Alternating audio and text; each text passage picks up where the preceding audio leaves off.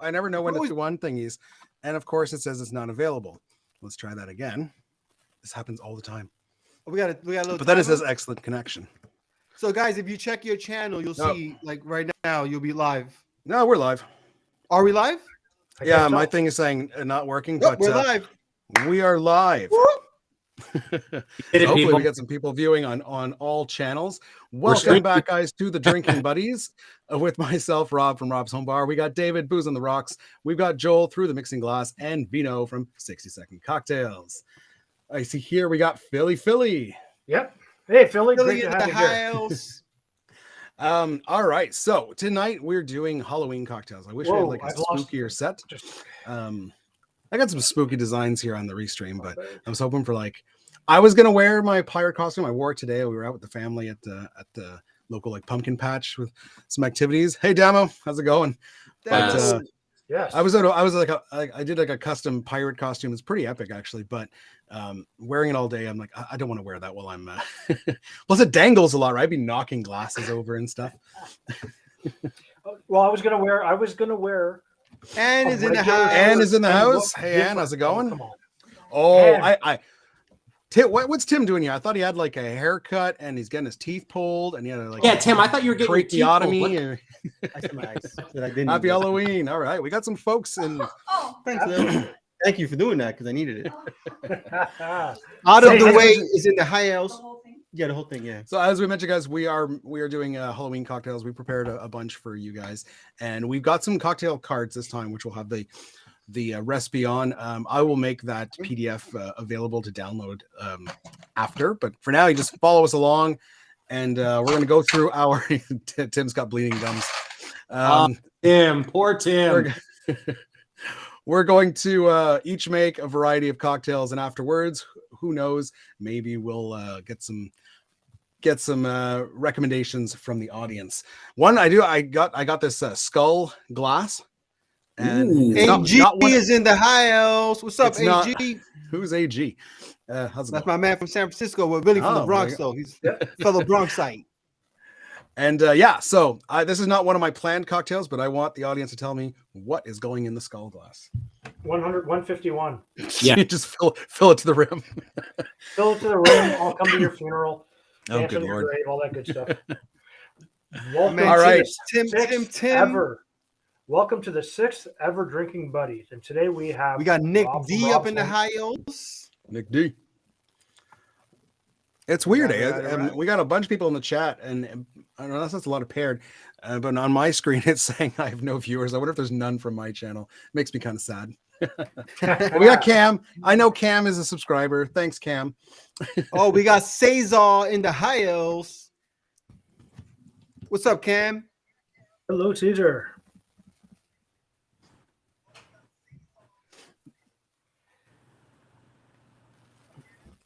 So let's actually do our introduction. So for everybody that's here. Yeah, we should definitely do that. Didn't we do that though? No, you didn't. Vino kept talking over everybody. So thanks, Dave. You're welcome, Vino. This is our 6th ever Drinking Buddies live stream with myself, David Edwards, Rob from Rob's Home Bar, Vino from 60 Second Cocktails, and I got it right this time, Vino. And today we have Joel from Through the Mixing Glass as our special invitee guest. Joel, thank you for coming. Everybody else? Yeah. Thank you. Thank you so much for having me. I've been a fan of all your channels for a while now, so it's an honor to be on the Drinking Buddies with you guys. Yeah, and guys, if you're following us for a while, make sure you go over to Joel's channel Through the Mixing Glass. Give him a subscribe. We're happy to have him here. And who wants to jump right in? Who's going with the first drink? Well, I think I want to just make sure we acknowledge everybody else. Peter is in the house. I mean, yes. Peter is in the house. Is Peter here? Yes, Peter. Guys, it's like 3 a.m. for Peter. So, and this guy we got to acknowledge Peter. Well, Damo is pretty close too. Yeah, Damo. Yeah, what time is it for you, Damo? I guess you're pretty much across the world too. But Peter is just the trooper, man. He's always here. Yep, absolutely.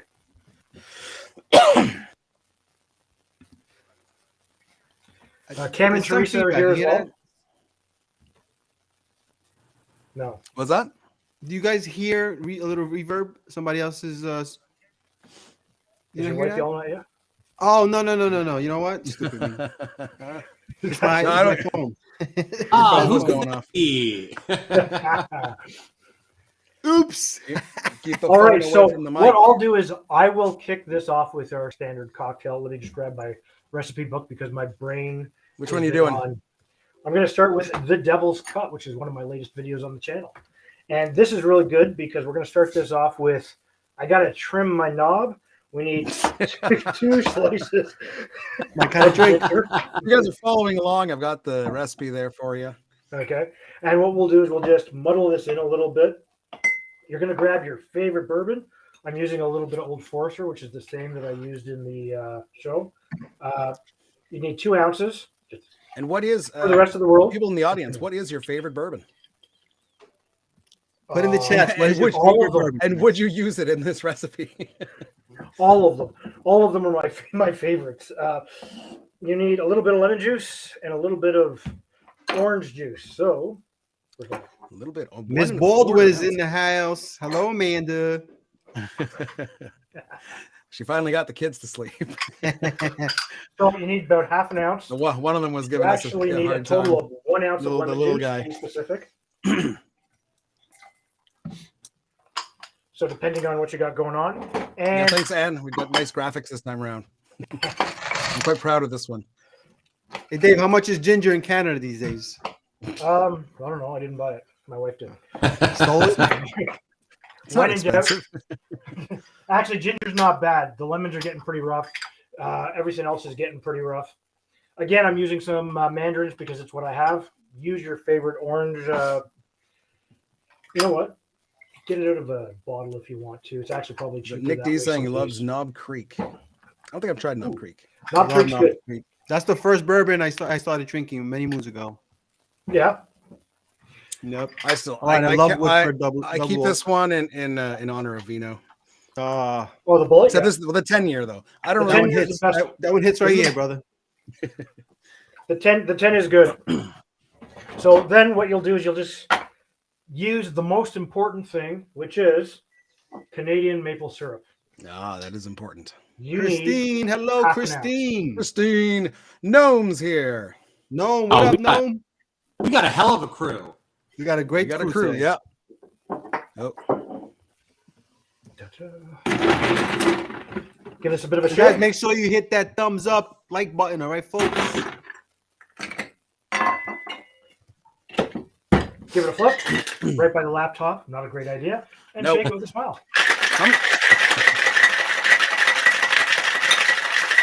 Fraser says a cinnamon crunch is rum chata and fireball whiskey. what's that?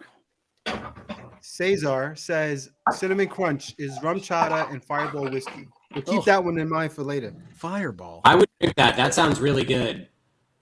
There It you sounds like go. a dessert. Fireball. It sounds like dessert. The Devil's Cut. The Devil's Cut. Yummy. Absolutely fantastic cocktail. The bourbon is there. It's nice. It's strong, but it's not overpowering. The orange juice and the maple syrup give you a ton of flavor, and they lift that lemon juice. It's kind of like a bit of a citrusy sour, except you get some really good earthy notes from the maple syrup that work really good with the spice, and the ginger just gives you that extra little hint. It works perfectly with this bourbon. The Devil's Cut, everyone. Oh, Eliam's in the house.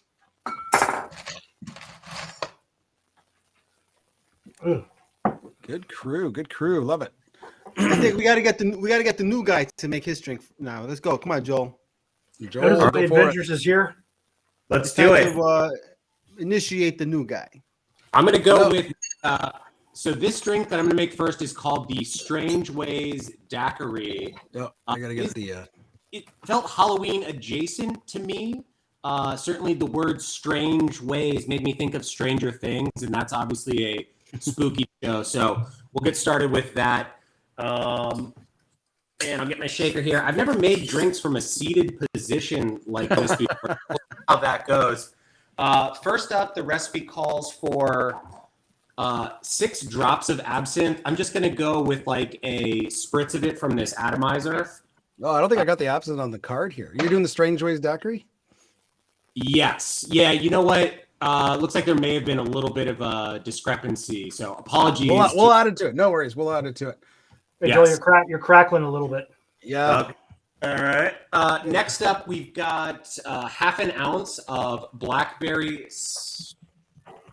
Oh, okay. Hold on. Whoa, I think boy. you're doing the wrong recipe here. I was looking at the wrong recipe. Let's go with that one. That one's the. Welcome to the live stream. I'm going to save that. There we go. There we go. I think you got it here. That's the storming Area 51. Yeah. I'll keep going with that one then. In that You case. keep doing that one. Okay. Okay. Cool. We haven't All even right, started next yet, up and with everyone's that, we've wasted. got half an ounce of blackberry syrup. Blackberry syrup. You can buy that. The Blackberry Real is like a brand that you can buy on Yeah, Amazon or whatever, but I just made my own. It's pretty Yeah, easy.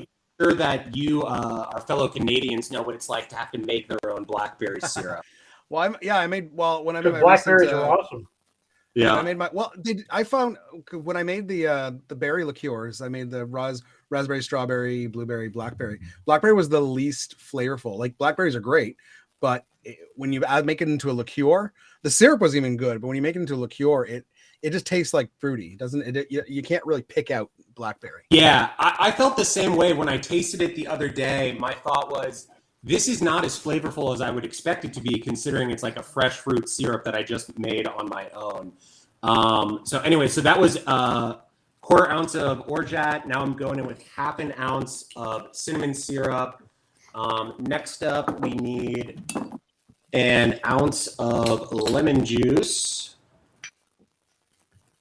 I think this is Joel's Halloween voice, right? Is this what this is? He went all in. Is my audio? I can't. It's choppy a bit, so You're crackling and lagging. a Sorry bit. about that. we'll make your drink, and then afterwards we'll you Then can we'll try figure it to out. figure that out. I gather that 151 proof rum is kind of a bit on this channel. It's like a recurring thing. So I felt like It was David's thing for a while. It's just So David's is- bit. It's just and David's you're bit, not ours. Half of it, which is Hamilton pretty 151. gutsy. I want to be able to make it up the stairs today. I make sure to eat. Let me grab some Now, ice real quick. All the ingredients sound good, Joel. It does, yeah. Now, I really like blackberries, and I find they usually go really good with a rum, and they'll work really good with a vodka, and they'll actually work good in the right type of whiskey. Again, what does everybody else on the channel think? Well, I mean, recently made some blueberry cocktails, and then blueberry was more flavorful than the blackberry, but still a very delicate flavor. So oddly enough, when I made my video where I made some couple blueberry cocktails, the one with vodka was the best, and I think that's because the vodka being a neutral spirit was not hindering that blueberry flavor. Anything else would have overpowered it if it was a gin or a rum. All right. So this is the Storming Area 151. Love the color with that blackberry syrup. Even if it doesn't have much flavor, it's still gonna obviously it makes it look really cool. So And cheers. it's going to give it a sweetness. Oh, that is like the knobs on that are dialed to 10 in every category. Well, yeah, it's going to kill you. Boozy, it's super sugary. It's got like all of the different flavor components. It's got that you want in kind of like a tiki drink. It's got the cinnamon, the orgeat. It's got that berry taste as well. This is really good. I dig this. It sounds good. It looks And has fantastic. an allergy to blackberries. And poor Oh. Oh, no. Well, in that case, go with a raspberry. Or Yeah. grenadine. Grenadine would work just as good, probably. Yeah. Well, homemade grenadine because the rose is crap, which it All right, serves a so- purpose. Speaking of Anne, I'm gonna do my cocktail, and this cocktail, it was actually I got this one from Anne's live stream that she did last week, but I riffed on it a little bit. So, and it was actually made by David from Cocktail Fridays. He made a riff on the Blood and Sand. He called it the Blood and Sea. No. And I'm not a huge fan of the Blood and Sand. I think it's an only okay cocktail, even though it's super popular. But it uses the version he made uses Smith and Cross. So I'm like, all right, I got to give it a shot. Smith and Cross, best rum. There you go. Now he used orange juice, and apparently the cocktail, yeah, baby. Represent. Apparently Let's get a sponsorship going. Drinking Buddies, sponsored to you by, brought to you by. So anyway, so look, he used orange juice in it, and I think it was still only okay. I think orange juice is the problem. So I'm gonna switch it up and use pineapple juice because pineapple juice and rum interesting. they work so good together. So we're gonna go 3/4 ounce of Smith and Cross. So you still have orange juice here on the card, but you're using Yeah, pineapple juice, right? that was audible.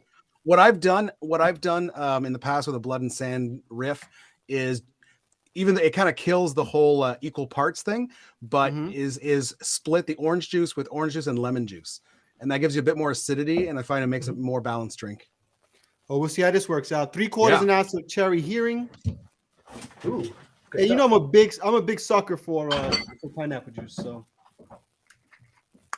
I feel like 3/4 an ounce of you pineapple know, you're juice. also a fan of the cherry hearing too. I remember you saying Oh that's yeah, an I ingredient. love cherry hearing. That's why I thought I would love the blood and sand. And I just, it's only okay. It's an only okay cocktail. I really don't understand why it's so popular. It depends on the scotch that you use. It really does. A lot of people will use Monkey Shoulders, your standard blended mixing scotch. However, you could use something that's a little softer, and you'll actually change the flavor slightly. But again, it's everybody's personal preference. Okay, so that was 3/4 an ounce of sweet vermouth. Sweet vermouth. Hello from Chicago, Caesar. Hello, Caesar. Oh, that smell of Smith and Cross. Smith and Cross is so good. Yeah, and I missed your live. I'm gonna have to go check it out. I was planning to watch it, and then that night the kids were just crazy, and I fell asleep at like 8 o'clock. All right, let's see what we got, folks. Little blood and sea. Blood and sea. I want to be able to see his drink there, Rob. Use your imagination, Dave. It'll be red and it'll be wavy and splashy when you pour it in. Yeah. All right, here we go. Blood and sea. And this is for you, Ann and David. I know you're not on the stream, but cheers to you guys. Cheers, Awesome. fellas. It's a good looking drink. It looks nice and red. I think the pineapple definitely helps it, but there is something about this cocktail just doesn't pop. I You think might it's the need a little acidity. bit of lime. Go you lemon. You might need some lime juice. It does. It needs that. I agree. It needs some acidity. That's why I do equal parts of everything, but the orange portion I do half orange, half lemon. So I bump it up to instead of 3/4 ounce of everything, I do 1 ounce of everything, and then the orange I'll do half ounce orange, half ounce Then lemon. we can do the split. Yeah. Yeah. So look, Yeah, it's not a bad trying to cocktail. split 3/4. It's fine. It's 6.5, 7 out of 10 maybe. I mean, but it could be better. Blood and for Sand is sure. one of the first one of the first different cocktails that I ever made myself. Like what I mean by different is like not the mainstream cocktails like an old fashioned Manhattan. It's the first one I kind of ventured off, and I've always really liked it. I get what you mean that it's not super balanced, but it's I've always enjoyed it. It seems like it's one of those cocktails, no margin for error. Like you have to use fresh juice. You have to use the best possible ingredients for it because it's so finicky that if you get something a little bit wrong, it's just not going to work. But I find, even I think the original reason it's called Blood and Sand is I think they were using, I could be wrong on this, but I think they were using blood oranges, and I find blood oranges are too sweet for it. They're even less acidic than the regular oranges. Is that right? I think it was the Dezen, right? And where did he say it was created? I think the Dezen or whatever it is in California. Tim, blood oranges, they're usually in season January, February. So look in your grocery stores this coming January, you might find them. Through April. Because I remember the 2020 when I started the channel in 2020, I was doing a blood and sand around Halloween, and I wanted blood oranges, nowhere to be found. Were you able to find the sand at least? Had to go to the beach. It's cold here. But what are you talking about? It's Hey, gorgeous. PJ's in the house. PJ. He was just in Canada. Look at that. What up, Yep. PJ? Flying from Oh, Canada. he's We're in in Canada. As a matter of fact. I think the plane is lost. Where in Canada? Where were you? Roberto? He was in Toronto, actually. In Toronto. That's where Tirana. he was. Yeah, I believe so. Hey guys, Roberto. I'm having some All right. issues, so bear with me. So let me get my card going. So I'm gonna do a riff that I came up with last year, and it's basically, well, I just passed it here on the cards. Oh, is it not there? Why is it not there? Come on. Because you didn't put it in, you were thinking about everybody else. I was thinking of everyone else. No, maybe just not in order. Oh my God, it's not there. Ghost Story. 1 ounce of bourbon. Okay, so it's the Dark and Bloody. So it's a riff off of the Dark and Stormy. So we're basically going to build it. We're going to use rum, but I'm going to use a mix of Smith and Cross, of course, and spiced rum to give it a bit of spice. We're going to do a little bit of cinnamon syrup, and then instead of ginger beer, we're going to use strawberry soda. That gives it that bloody look. Oh, nice. That sounds good. Building is directly in a Collins glass. So let me just fill that with some ice. Yeah, real quickly, guys. Hey, AG, for that Ghost Story recipe, AG, did you mean a quarter ounce of Nonio? Just verify that. That actually looks like a pretty good cocktail. Yep. I missed that. Yeah, AG, just verify that it's a quarter ounce of Nonio. No, that sounds like Nocino, the walnut liqueur. Yeah, there's Nonino is an Amaro, but then there's Nocino. No, I know what that is. I I don't have Nocino. I just wanted to make sure. All right. Mm. I wonder if I could just use amaretto instead. I mean, just to get the nutty flavor. Yeah, I'm sure You could, it's all but that different. no, but It's gonna sweeter. taste different. I know. Oh wait, It'll be it's different. hazelnut. Is Nocino hazelnut? You said No, it's walnut.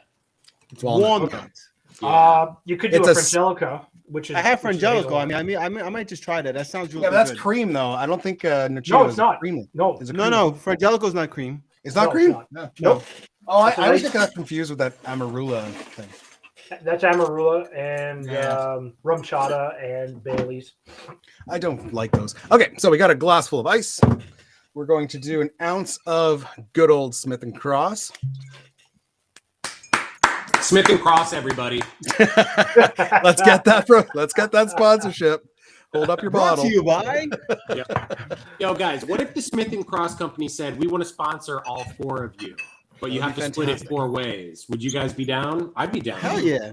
Yeah, they It's I better have than don't nothing, want right? to split a bottle 4 ways. I'll split the money 4 ways. Yeah, they can send us a case and we'll split the case 4 ways. That we could do. Yes. Dave, have you used it yet? Have you cracked it open yet? You see, I still have this bottle here that needs to be opened. I was very, very lucky. I haven't been able to get one of these yet. Rob got his hand on a couple of these and sent me one. Rob, thank you very much. You're very welcome. And I'm I told him waiting what for drink to make first. Well, I need But you should to just try it. Put it in a Glencairn and try it out like that. Okay, so we did an ounce of Smith and Cross. We did an ounce of spiced rum. The spiced rum I used is Shipwreck. I was able to get my hands on Shipwreck spiced rum. Oh, nice. And now we're going to do a quarter ounce, just a quarter. I don't like things too sweet. So a quarter ounce of cinnamon syrup. That's going to give a little more spice. We're going to do half an ounce. Oh, almost spilled my syrup. Half an ounce of lime. And then I was going to get the bloody. I've got here a crush. We're able to find crushed strawberry soda. Last time I used the Jarritos strawberry. As long as it's red, it's going to look good.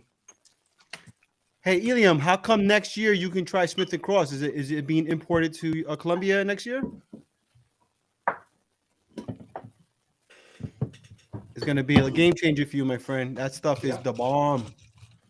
All right. Ooh. We got a nice Halloweeny straw here. Ooh, we got? We're okay. Pretty. Garnish with a lime. Absolutely. And here it is. Dark and bloody. Cheers. But how does it taste?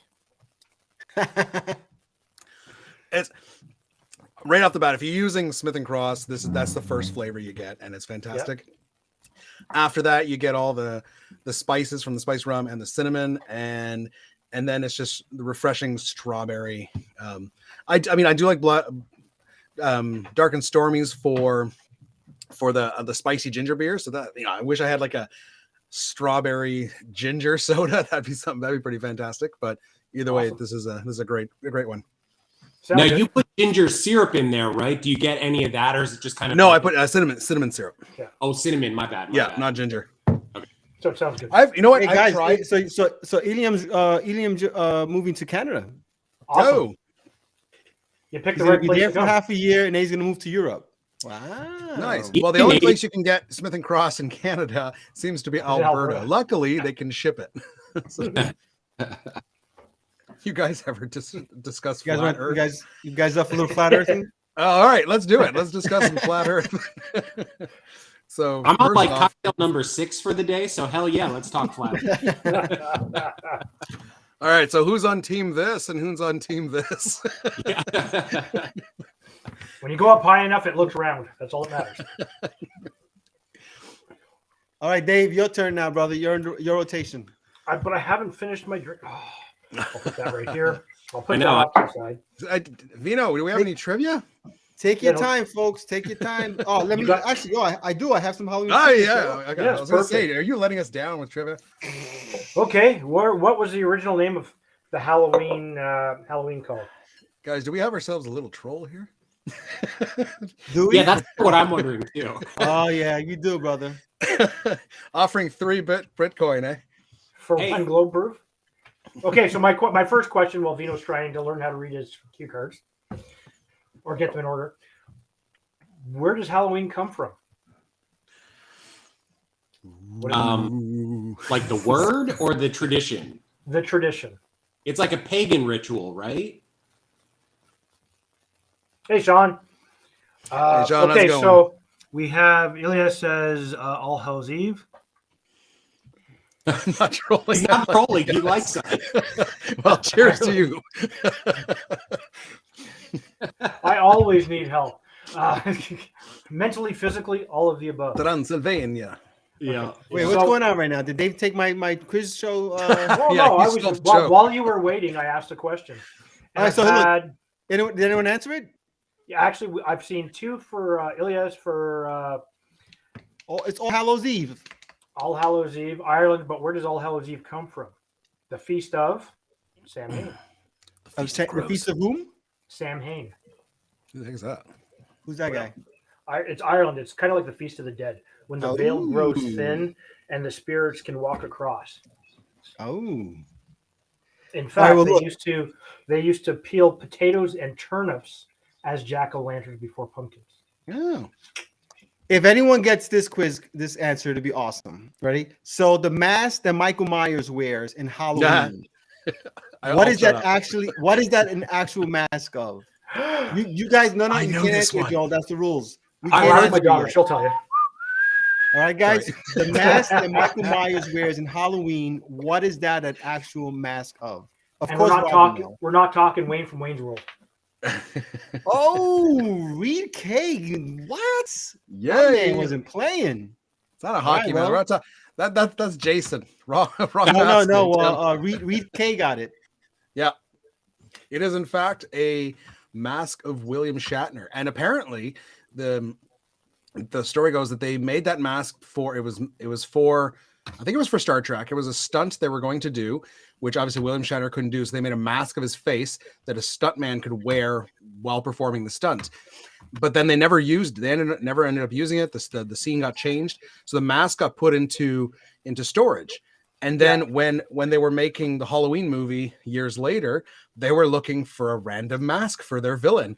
And in the same studio, the guy went into the prop room in the back, and he found this mask, and he's like, okay. It's just they kind of painted it white, and here you go. Cut out the eyes, and that's it. William And it Shatner cost them comes through. $2. Yeah. They paid $2 for that mask. All right, ready? What famous magician died on Halloween? Houdini. I'm sorry, Joel. Did I not tell you already? You can't answer questions? Hi, Eric. I'm not supposed to answer these. No. Joel doesn't know the rules yet. Joel, know that. Did he die on Halloween? Was it on Halloween? yeah, he died on Halloween. What are the odds, eh? I guess he couldn't No. escape death, could he? I didn't know hosts weren't supposed Oh, but ching. Houdoni. to. Tim gets it. Yep. Yeah, Tim gets it. got it. All Right. right, Oh, here's PJ got the- it as well. What is the most commercially successful horror movie of all time? Oh, I think I knew that. Oh, I have an idea, but I'm not going to say it because I'm not supposed to. Put it in the private chat, Joel. Put it in the private chat. Put it in the Okay. private chat. It's All right. I definitely want to know what everybody thinks about that one. Actually, I What don't know. movie is the most successful horror film of all time? Nope. Is it? Really? Nope. You Hey, put it in Ravi. the regular chat again. Yeah, you put it in the regular Oh. chat, Joe. Thank you, sir. Well, one person was says wrong. It Halloween. was wrong, Ichabod says thankfully. Halloween. I was Tom just surprised says it's Halloween. Freddy Krueger. Nightmare on Elm Street. It's not what you guys think. It's actually surprised me. Is it Ernest Scared Stupid? I love that movie. That's a because great that's movie. my I do favorite love Halloween Ernest. I movie. do love Ernest, though. Ernest is the best. All right, guys, you ready for the answer? The answer is it. The new one or the old one? My The newest answer? one. The newest one. The newest one, really? Wow, good for them. Yeah. Obviously, the most first one. successful. I think I mean, the it second makes one did sense not. when you think about it, right? With inflation, it's always Yeah. tricky with that with movie box offices. But the first one, right? Yeah. Not Yeah. part two, because I don't think part two. No, not part performed as two. well. No, the Yeah. part two was horrible. It was like a sci-fi film. It wasn't even a horror. Yeah, film. it was weird. All right, here's the last one, guys. Ready before Dave makes his Nightmare Before cocktail. Christmas. Thank you very much. Who Okay. sang the original version of Monster Mash? Oh, It's the mash. Who sang I have the it on my Monster phone. Mash? Okay, let's Come on, get everybody get Rob Monster Mash, demonetized immediately. Yeah, let's not get Monster Mash. demonetized, guys. My Was voice it ain't that Graveyard good, guys. Smash? It was the Graveyard Smash. Was it? Oh, Come on, guys. Who sang the original version of the Monster Mash? And it wasn't Tim. Arachnophobia, Carrie. There's some good choices coming through. Have you here. guys Those are all- Aretha Franklin? Dave, I think Tim, you're off by a little bit. Aretha Franklin. Nice. Why not? Aretha Franklin was awesome. DMX sang it. Damn it. DMX. I know it was. Monster Mash. I know I want to say Boris Karloff because I love his voice. Yeah, he's awesome, but no, it wasn't him. Is Well, it Oh, my man AG up in Yep. the piece. Bobby Boris Pickett? He gets That's it. it, man. Bobby It was Boris. the- I knew I could count on the The fellow Monster Bronx Mash. like to nail that one for you. Okay, All right, here's Dave, your turn. my contribution to the trivia game. Who sang Okay. the original version of Werewolf Bar Mitzvah? I don't even know what that is. It's from 30 Rock. Did you guys ever watch the show 30 Rock? Can't say that I. No, it's Well, not a Netflix. show I watched, All right, actually. well, never mind. Yeah, Joe, try not contributing to something that's not yours next Yeah, time. I'm done. No more trivia. Everyone jumping in with the Bobby Pickett. New kids on the block. Tim, Oh, yeah, no, yeah, Correct AG got it. answers Now all of a sudden, only, Tim. everybody knows the answer. I think the pain meds are still messing with Tim because he had his teeth removed. And he's got bleeding. Oh. Adam Sandler would be a good answer though, because he would do something. He would sing that. Well, why wouldn't he? Right. He's Mhm. awesome. All right, Oh. Dave, your turn, Dave. All right. My laptop's going nuts. So if you guys see me fiddling, it's the laptop's having a problem. It's spasming, but that's what are you okay. making now? Today I'm gonna do a throwback to last year and make a jack-o'-lantern. The jack-o'-lantern. Mm. Now, this is a cognac-based cocktail. So I'm going to use a little bit of not that. I'm going to Not use that. A little bit of not that. I'm going to use a little bit of Mukau cognac. And I'm going to use 1.5 ounces while I knock everything over, just like Did you say normal. Moo Cow Cognac? Yes, Mukau. It's actually quite good. It's Is got. that the guys that you buy the Canadian company? I don't know, but I love Tell me the bottle. I want to see that bottle. The bottle is awesome. Is it Like literally it's- called Moo Cow? Yeah, MEUKOW. It's a VS Okay, so not cognac. MOOCOW. Not like cow. like Moo Moo Cow. You also need an orange liqueur. So at which point I'm going to use a little bit of Pierre Ferrand. You need a That is half the best an ounce. stuff. Well, Grand Depending- Marnier is the best stuff, but Well, depending on Ferrand's what you're pretty using good. it for, right? You like Grand Marnier better than Pierre Ferrand? I do. Yeah, it depends. It depends on what you're using it for, right? Okay. It is a lot more expensive, so I try not to use it in all the cocktails. But like when I make a margarita, the best margarita is a good Reposado tequila, Grand Marnier lime juice. Don't even need a I'm with- sweetener. That's I'm that's with all Rob. you need. Grand That's Marnier not- is unbelievable. I drink it by itself. Cadillac. Yes. Okay, Out of so the way, gets it. Milk cognac. all right, so you also need 1 ounce of orange juice. 1 ounce is 30 mils. For those of you everywhere else in the world. You know, Yeah, I don't know why, but every here in Canada we're metric all the way, but for some reason with cocktails I stick to ounces. I don't like milliliters. Just screw me over. Well, I mean, I that- had somebody literally tell me recently, because when I always describe my cocktails, and I'll say, you know, a quarter of an ounce and a half is 15 mils. Sorry, half an ounce is 15 mils, but a quarter of an ounce is 7.5 mils. So somebody said, why are you giving me the exact half mils? It's not like you can actually measure that. You can't. And- you can't. And truthfully, you can't. I just like to be accurate, or as accurate as I can, because I make mistakes in everything else I do.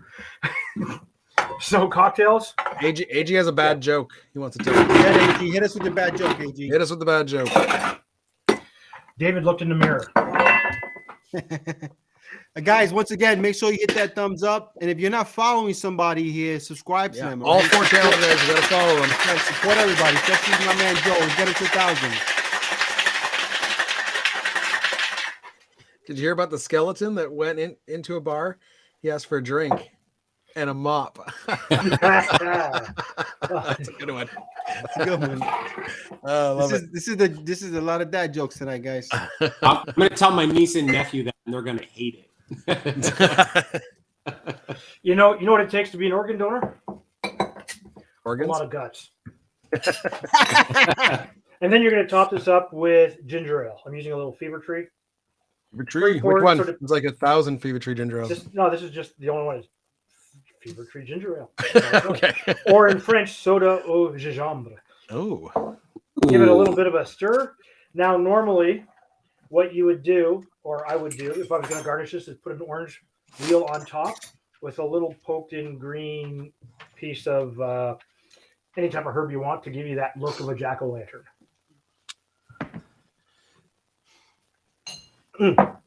Really good. It's not strong and spicy like you would have with the previous cocktail that I did. This is light. It's easy to drink. You get a little bit of ginger from the ginger ale. You get that effervescence. The cocktail and the Pierre Ferrand work really, really well together. And the orange just gives you exactly what you need for that little bit of sweetness to balance everything out. Absolutely fantastic. It's another one of those great cocktails. Sounds good. Hey, Sounds lovely. PJ, we'll see you in a bit, brother. We should hopefully still be on. We'll see. Thanks for stopping by, PJ. Hey, PJ. What is going on? Who else got a good dad joke in the comments? Give us a nice joke, guys. It's Halloween. Trick or treat. Give us a trick. How did the skeleton know it was going to rain on Halloween? He felt it in his bones. Oh, boy. That's There it bad. That's bad. What are you Oh, doing? why is Dave? this not Still making working? a drink? No, I'm done. Dave, you still Are you making a drink or drinking no? No, he's done. He finished. He I'm drank done. it. You I'm were done. paying attention. We were too enthralled with I'll be in the comment section. I'm paying attention to our people. Yeah. I'm a man of the people, brother. I So can't what- even read my comment structure because my laptop has gone absolutely. Oh, we got Dearth. Is it? You got. How do you say that name? Ditter. What did the snowman pull down his pants? Oh, gosh. Because the earth was flat. Waiting for the answer. Why did Mama Volcano say to the baby Okay, volcano? well, we can't have two jokes going simultaneously. I feel better about my skeleton joke now. Yours was actually pretty good, AG. Yeah, I'm just waiting Yeah. for the punchline here. He heard the snowblower was coming. coming. But isn't Hey, that more of are there any a kids watching this show? that's more of a Christmas I like- dirty I joke? like- Well, Dano's got it right. Love you. We When got Mama something. Volcano said to baby volcano, I love you. Aw. David, what was the verdict on your drink there? Was that any good? It's actually really good. It's very easy Yeah. to drink. It's not spicy. There's a little bit of ginger Deep from inside the ginger ale. rabbit hole. But the cognac and the Pierre Ferrand, the orange curacao, work really well with the orange juice and a little bit of effervescence. Absolutely fantastic. Great, easy to drink. You could knock a bunch of these back and then fall over. Nice. Sounds Who good. gave- Brought to you by Dave. Who gives of Dracula? Who gives Dracula the most candy on Halloween? His fan club. Oh. I don't even get a laugh out of that one. Not even a chuckle. Come on. You might want to get like a noise I machine. feel like you got the Wah, approach. wah, wah, wah. you got the appropriate response.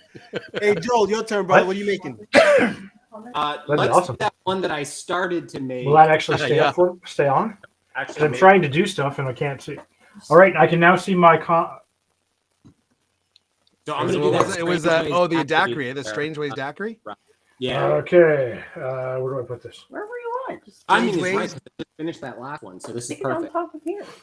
But I can't Yeah. because She it'll just shut the called screen it down. Stranger Things daiquiri. Yeah, the Stranger Things daiquiri. That would be a better one. It Yeah, would be I better. can see now. Thank Before you. he starts this, I have to just say that I really want to try this drink myself because it has two of my favorite spirits. It's got an Isla Scotch, and it's got a pot still rum, namely Smith and Cross. Okay, Caesar, out of the way. Yeah, this one seems like it would be right up your alley, Rob. Oh my god! So Like, that seriously. was dashes of Angostura, pre-measured about a bar spoon of allspice dram, pimento dram, whatever you want to call it. That stuff is money. Yeah, that is like the perfect ingredient for this time of year. Next up, Hey, Peter. we got 3/4 of an ounce of lime. The only thing I think here, and once you're finished, let me know your thoughts. But I feel like that's a little too much syrup. Yeah, I'm wondering about that too.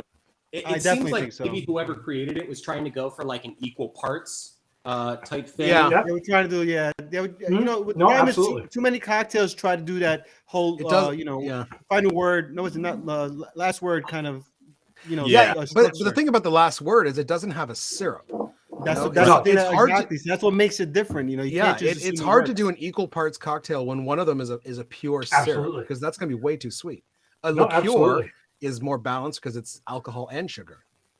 See, I would be concerned about that too, but except we are putting in just straight lime juice that would theoretically balance out the syrup, you know. So it could still work out. We'll see. It could still Theoretically. work. We'll see how it works. Hmm. Yeah, and you also have an ounce of like almost 2 ounces of spirit. And I think there. the allspice dram is gonna. It might not balance Well- out the sweetness, but it's gonna have some bold. The flavor. it's going to give allspice- it some bold flavors. But You're I mean, gonna you're get the getting, bitters. The you're bitters. getting some bold flavor from your Lafroig and your Smith and Cross. Yeah, Yeah. exactly. This is gonna be a bold, big cocktail. I can't wait to hear about it. Yeah. The only thing I So- don't have is cinnamon syrup, man. I would love to try. So this. what he's going to be doing is you're going to be eating the earth out of the sugarcane field. Is what There we you'll go. be tasting. Sponsor us, sponsor us, sponsor us. One of us. If one of the 3 people watching this stream works for Smith and Cross, let us know.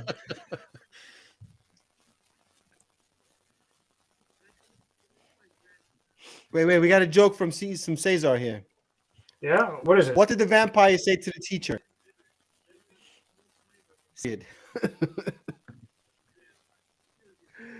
Ooh, again, a little PG-13 or that's not even, that's like T17. What is it? What is it? The 17 Well, one? you have to remember that these channels are 18 plus.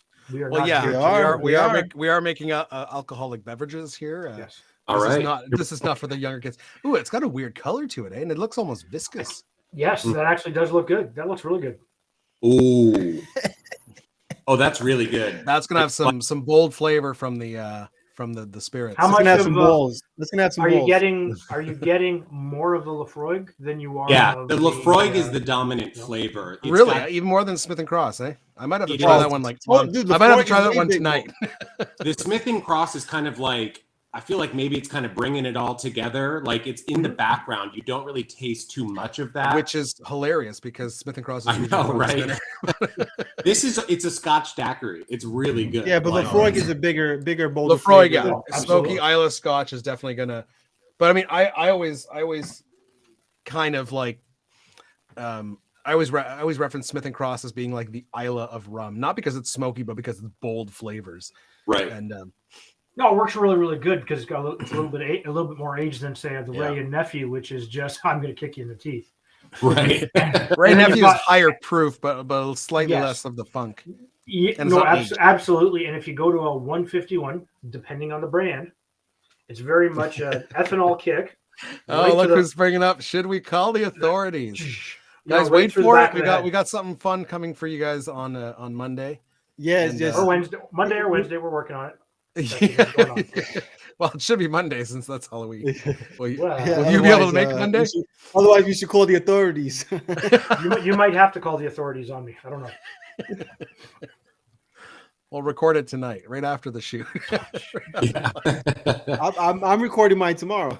So Yeah, David, I'm you recording did mine that. tomorrow as well. I have no choice. It's, So 2 thumbs up on the Stranger Things daiquiri. 2 thumbs I up? might. I'm gonna totally making one of those. Like, so Yeah. if not on the stream tonight, then next week for sure. That 'Cause that does sounds sound fantastic. really good. Yeah. So If you know, you're doing yours, or am I doing it? I'll make mine. So mine is All right. called in Cold Blood, and I made this last year as a short. And whoever likes Manhattans and Amaro, you're gonna love this one. It's Did equal parts. Yeah. Did you base I like this? the cocktail a lot.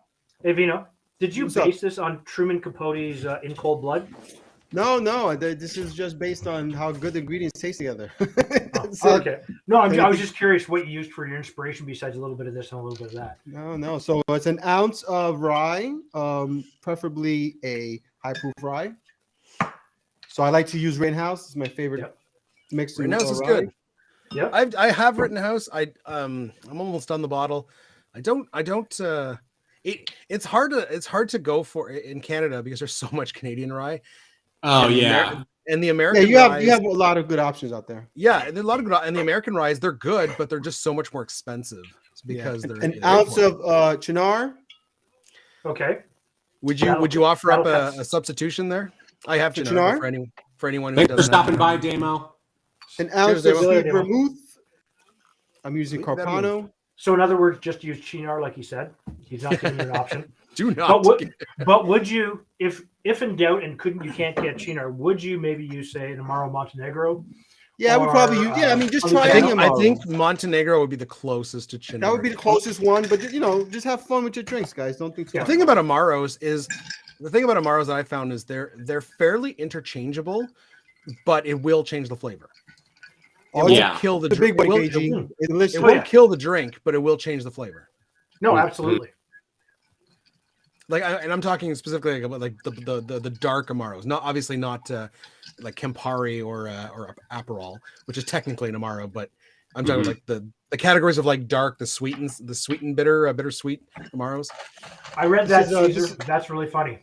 This is a Tim kind of drink. I know he loves his Manhattans and Amaros and stuff, so he'll love Well, it. to make that a Tim drink, you have to put vodka in it. And prune juice. I'm telling you, one day we're gonna do the Tim cocktail. It's gonna be like vodka and prune juice and a Yeah. little bit Are of you lemon, gonna- little bit of you gonna- lemon to balance it out. You can express orange peel if you want, but I don't have one. So cheers, folks. Cheers. Yeah, my next one's gonna be That's also so a good. sipper. That's so delicious, guys. I love it. In Love it. cold blood. He said. You get some of that bitterness too from the Yeah. Chinar, which I think is important in this cocktail. And the rye, because it is a high proof rye, does help balance like the sweetness you're getting from both of the other liqueurs. Really good stuff. That does actually sound really good. A little bit earthy, a little bit spicy. Yeah, really good. Love it. Hey, Rob and David, would you say that rye whiskey is like one of the spirits up in Canada where you have maybe a better selection than we would here in the States? It's hard to Hit say. and miss. It's hard to. They have more of a selection. I mean, it's pretty much the only thing they make. I mean, Canadian No, rye. that's not Canadian true. rye is seems to be synonymous with rye. Like the majority, I would say, of the commercially available Yes. Canadian whiskeys are to a certain They're- percentage mainly rye. Hmm. However, there are a lot of, especially in small craft Yeah. distilleries, there's a lot of Canadian distilleries making some fantastic whiskey. I have a corn whiskey here, which is basically like a Canadian bourbon. Obviously, they can't call it bourbon, but it's a corn. Yeah, you can. Right up near where Rob lives, it's a little distillery called North of Seven. Yeah, They've well, got actually, the one I have is from fantastic- if it was a bourbon, if I was in Kentucky, that would be bourbon, no problem. and no, the one I have is actually it's called a Last Straw, and they're in Vaughan, Ontario. They're still in Ontario. They're a little I have a cask strength corn whiskey, and it is absolutely fantastic. There's also some Canadian single malts, so they're making basically Scotch. Yeah. Oh, okay. So there's a variety, but those are mainly being done by the craft distillers. The small Whereas ones. when you go to a liquor store, the main thing you're going to get if you're looking at Canadian whiskey is going to be rye. There's a lot of rye whiskey that's Yeah. really good. It's predominantly a sweeter whiskey with a little bit of spice, but again, it's easier to grow rye up here than it is a lot of other That's things, probably the right? reason. And, no, but that's it, right? Hey, Yeah, I Cesar, if you like last word riffs, try a Ultima Palabra. That is a dope ass mezcal riff. What was the one with the mezcal? There was one that I did.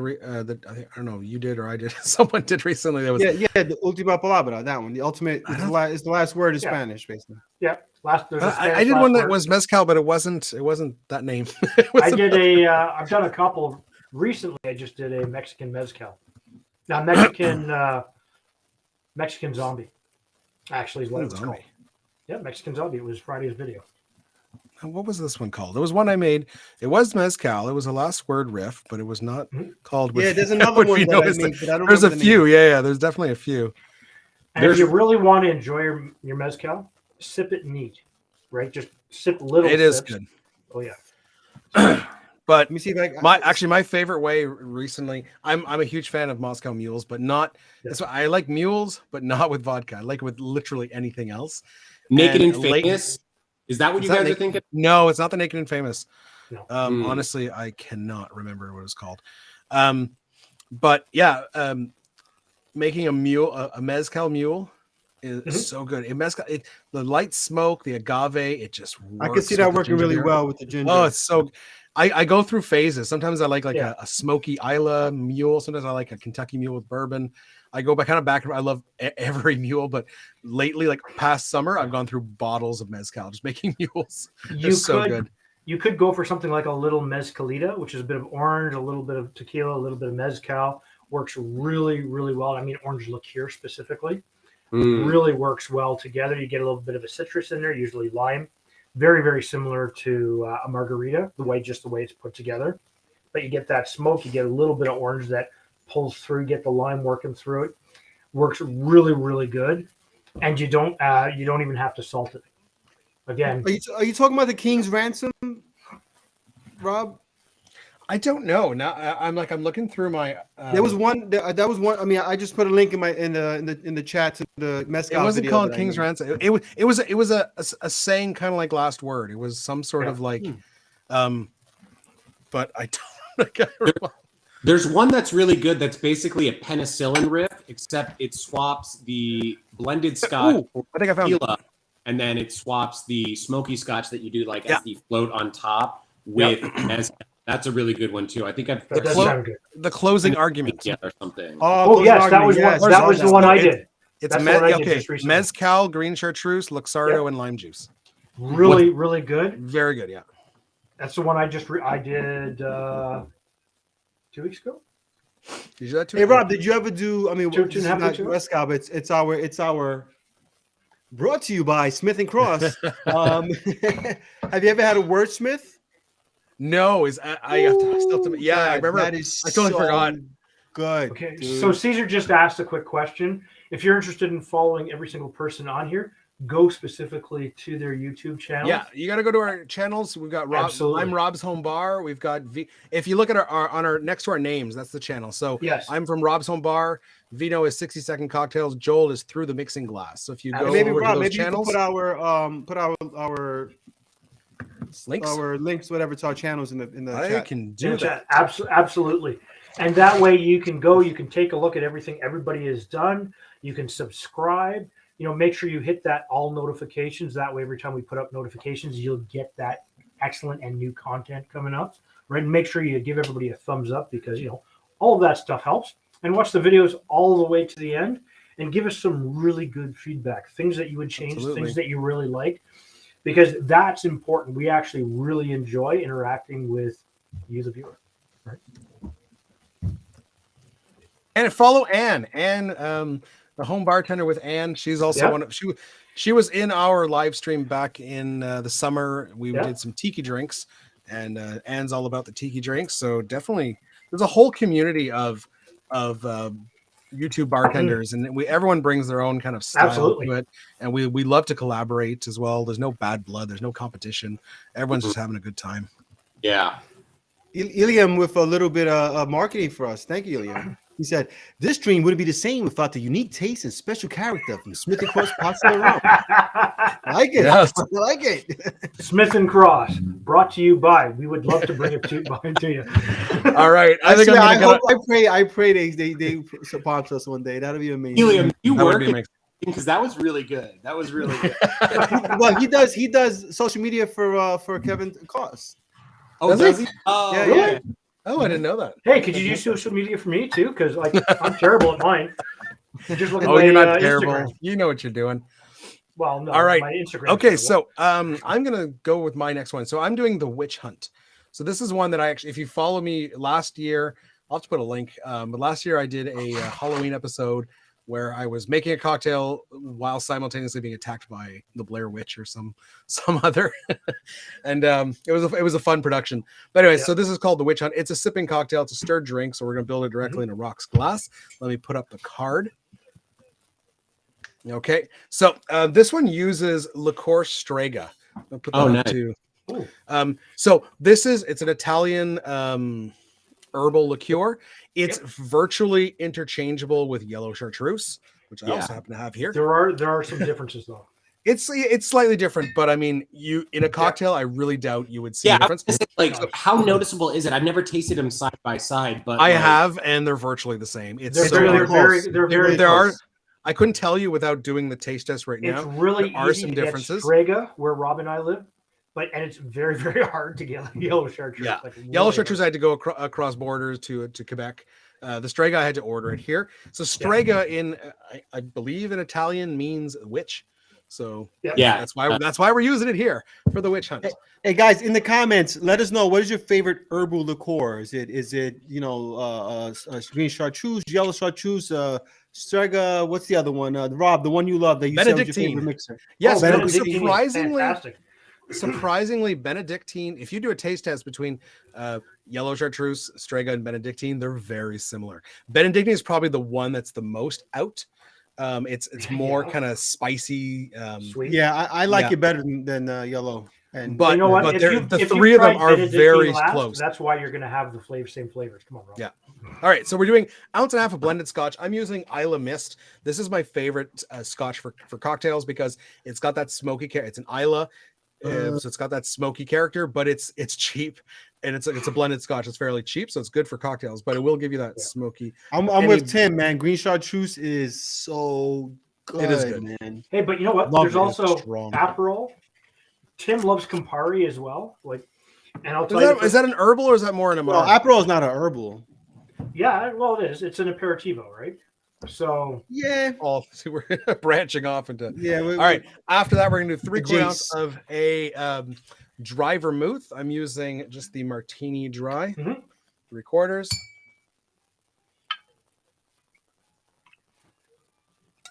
Do you like green chartreuse, Iliam? Do you think it's good?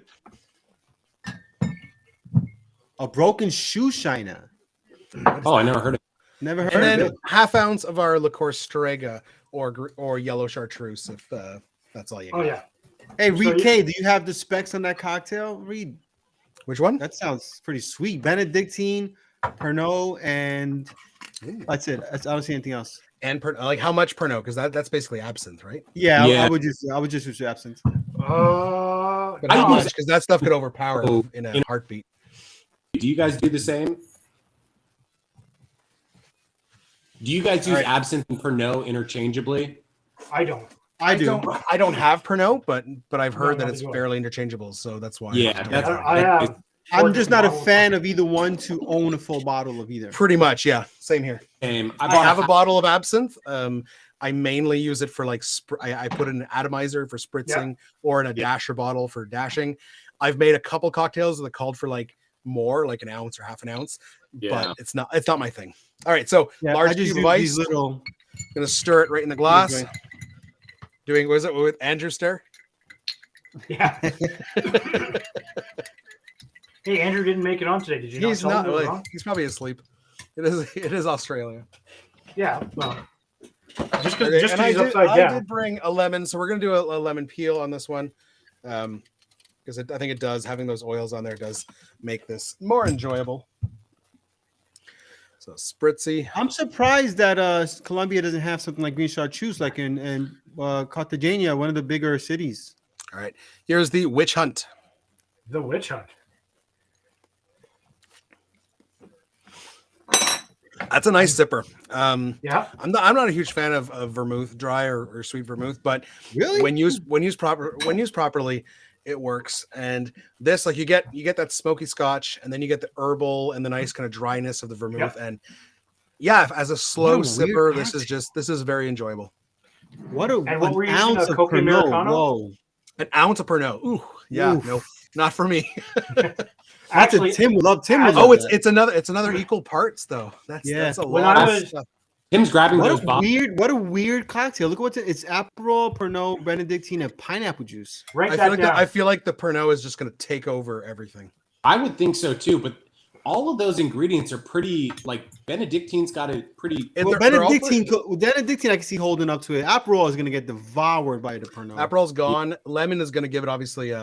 yeah. So That's like a weird one. one drink that I actually like. Again, I'm not a big licorice fan, but one drink that I like was Anders Ericsson's version of the Death in the Afternoon. That was good. So Death in the Afternoon is a champagne cocktail, and it's literally Yeah. just you put like an ounce or an ounce and a half of absinthe, and then you top with champagne. That's the original cocktail. Oh yeah. What Anders did was put an ounce of absinthe, and then just a quarter ounce of simple syrup, quarter ounce of lemon juice, and then your champagne. And just that little sweetness and lemon cuts through that absinthe. It's still very licoricey, but I didn't mind it. I made it at New Year's. I made a bunch of champagne cocktails, Yep. and it wasn't bad with that addition. That sounds like an Yeah. improvement. I still don't know if that'd be something I'd go for in general. I mean, if you love don't like champ- licorice, it's just not going to be for you. yeah, Come on. I don't. What love, about Zambuca? I don't love champagne. I don't like Zambuca. Oh, I Oh, can't what stand is wrong Sambuca. with you? You know, remember, as a 19-year-old working in that backwoods hick country bar, and I worked in the kitchen, and I used to come up and serve when I was done cleaning. We used to serve flaming shots of Zambuca. Now I am saying Roast. back hick bar, right? Who would order them? Was it only like Greek people or like? No, you know- no. It was usually a bunch of guys that were younger, like myself, in that There's a sort of that reason. 20 to 25, and once you got past that, common sense seemed to kick in for everybody out that way. But it was because they were young and dumb and stupid. Ooh, and the said, "Oh, we Shirley, can the drink." Shirley Mason. I'm going to look that up. Shirley Mason apparently has a full 2 ounces of absinthe. Good Lord. Oh, Pass. Pass. I like absinthe. but Pass. not that much. Hard pass on that one. I'm going to look Trivia it up. time. Vino, what do you got for us? All ready, guys? What Yep. was the Munsters? The Munsters. What was the Munsters Munsters? address? Who the heck Ooh, are the I can Munsters? tell you that I loved that show. I love the Munsters, man. I love Yeah. the Munsters. What the? I remember exactly where that. Oh, that. Oh show yeah, was bro. I fantastic. mean, Dave, if you watch 2 episodes, you can never forget that. Oh yeah. What a I great even show. watched. I even They watched brought the it back movie where he recently. Did you built watch his. the remake? Did you watch it? Not the remake, but I remember watching the movie where he actually raced his car. I remember that, yeah. The Go-Go Mobile. Where it went from first, second to a Go-Go. Oh, I love it. I love it, man. I love that show. All right, guys. What was the address of where did the Munsters live? What was their address? I don't know. Hey, Livio's in the house. What's up, Livio? Livio, Hey, how you Livio. doing? Livio knows his Long stuff. live Zambuca. So Iliam says that Sambuca is like water in Colombia. So I grew up in Little Italy here in New York, and I gotta tell you, they love it, but I just never got into it, man. I was an Amaretto guy. We drank a lot of Amaretto. Was that There's a Zambuca reason or why. Ouzo? There's a reason why people discard the black jelly beans. Yes. Actually, I like them. That tells you how messed up I am. I like black jelly beans. Only psychopaths eat the black jelly bean. Yep. Livio's probably a big My secret- Sambuca guy. Livio's a big Italian guy. My secret's out. Do you guys know Mike and Ike's? Is that a thing that you guys are? Yeah, familiar we have those in Yep, Canada. we have them. Yeah. I'll pass on those too. No, thank you. So I don't think I've ever had them. Oh, you're missing. You don't know what you're missing. What? Hey, it's Livio, what do basically you a jelly think bean, about right? what do you think about Sambuca? Some of them are Livio? hot. Is there like? Oh no, those are hot tamales. Hot tamales. Oh, Yeah. There's All hot right, so look, no tamales. one knows the address. Okay, No, wait, no one hold knows. on.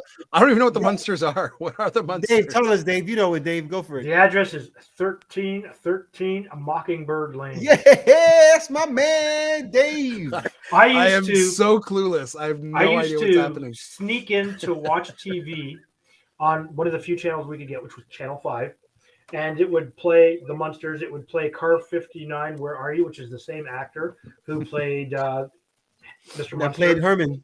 Yeah, and I used to watch, then after that, I used to watch Have Gun Will Travel. Oh It was my fa- it god. was- oh yeah, this was fantastic. This was when it was that time frame where this channel was looking for anything that they could put on. It was black and white. It was cheap. It was fantastic. And to a kid like me at that time, way back when, who had to turn the dial to actually get your channels very quietly in the middle of the night, I will admit, it was absolutely awesome. Is this with the rabbit ears? Oh yeah, there was an antenna actually on the side of the house that, but every once in a while it would still get kind of wonky. And Don't you'd be, like, wait, don't fiddling. move it. Don't move. No, it was the UHF channels, right? You'd have to. All right, guys, ready? Next question. What was the first horror movie to be nominated for an Academy Award? Ooh. Oh, And Oh. it actually received 10 nominations. I think I know which Did one. it win? Did it win anything? It doesn't say if it won or not, but I know it got nominated. It probably did not win. Who knows? The favorite words "I'm fine" I think are in that movie, if I'm correct. You guys, you can answer it. Oh, Let's give I the know what audience it is. Let's give the audience a second. Joel. Okay. I don't actually. I just have a guess, but I think it's a good guess. God, this guy, who invited this guy? He's so eager. Jeez. Oh, this is actually really good. I'm really enjoying this one. The I made it last Concertina. year. I haven't made it since. You know. Hey, Jaws I'll is a good support answer. that. So is Rosemary's Baby. My wife is up in the house. Hello, lovely. Omen Jaws was or- my guess too. I was going to guess Jaws. No, that Omen was or the horror. Shining. Those are all good movies. Do you consider Jaws? Like Jaws is not a. Is it a horror movie? I think it counts. It's like, a thriller. I do I mean, know. yeah, that- it's a thriller because I mean, it does get kind of spooky when it's like dun dun. But I mean, Yeah, there's no jump scares or anything. Yeah, like that. it's Rosemary's Baby. I tell you, it's a good one. I like it. The Shining, very good. Speaking of horror movies, who has seen the trailer? I'm not the biggest fan of horror movies, but this trailer kind of creeped me out. It's a new one coming out called Megan, with a 3. I know which one you're talking about. Yeah. Megan, like M3GAN. It's about like this, like a woman builds like an android little girl, and then she has a daughter, and her daughter has having trouble making friends at school, so she tells the android like protect her. And you can assume that obviously protect her becomes like kill anyone Yeah. who goes after her, and the doll goes absolutely insane. I don't know. I saw the trailer and I was like, this actually looks pretty cool. There's a couple of really interesting looking movies coming out. I'm a huge fan of movies, so. And you're right, guys. And I would love to have all of these chats mixed. What's that? Aren't they all mixed? No, they're not. Apparently they're not. They're split up between channels. Yeah. I'm seeing no. Well, in mine I see. Yeah, we see it all because we're all on the same stream together. I'm in Rob's. Oh yeah, everyone. I guess Rob's that's chat. annoying. I Eh? have no idea. Yeah. I So guess anyway, guys, look, I'm the seeing them all. answer to the question is Reed K got it. It is The Exorcist. Yep. Oh, okay. I Yes. thought it was going to be his guess for The Shining. Have a he 12-year-old just- girl spit up some pea soup and turn her head all the way around. 15. What? The whatever Selma Blair, whatever her name was, the girl that was in the movie was 15. Yeah, but she was playing a 12-year-old girl, wasn't she? No, I know. I just mean her age because she was nominated for Best Actress, Oh, or okay. Best Supporting Actress. Something like that. I didn't know her age at the time, but The I power remember of watching that. That was Right, one of the Dave, few that movies sounds that like made you a go. plea. I didn't know her age at the time. We're gonna edit that out. Funny we should say that on the Exorcist, death Final, day Shining. of Jerry Lee Lewis. Oh no, is Jerry Lee Lewis the singer? He's dead, isn't he? Yeah, he died today. Really? What? Yeah, No, I thought he died like a number of years ago. This is the anniversary of his death. no, he died today. Let me Who look died that in a up. plane crash? Who died in a plane Who? crash? Jerry Lee Lewis? Is that what we're looking? Yeah. Yeah, Jerry Lee Lewis. Oh, okay. Apparently, I'm not. The up plane on crash that. was Oh, Buddy yeah. Holly. October 28th. Not yesterday. 2022. Oh yes, yesterday. It was Buddy Holly, the guy from La Bamba. What's his name? Richie Valens. Okay, yeah. And there was one other guy. There was three. I think there was three guys that died in that plane. There were three. I just can't remember who they were. Buddy Holly. Yeah, he just died, right? Jerry Lee Yeah. Lewis. Are you serious right now, bro? Me?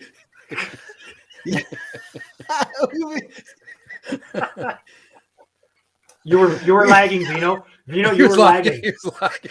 What? No, because we just talked about his death for like Oh 2 shit! minutes. I was reading the chat.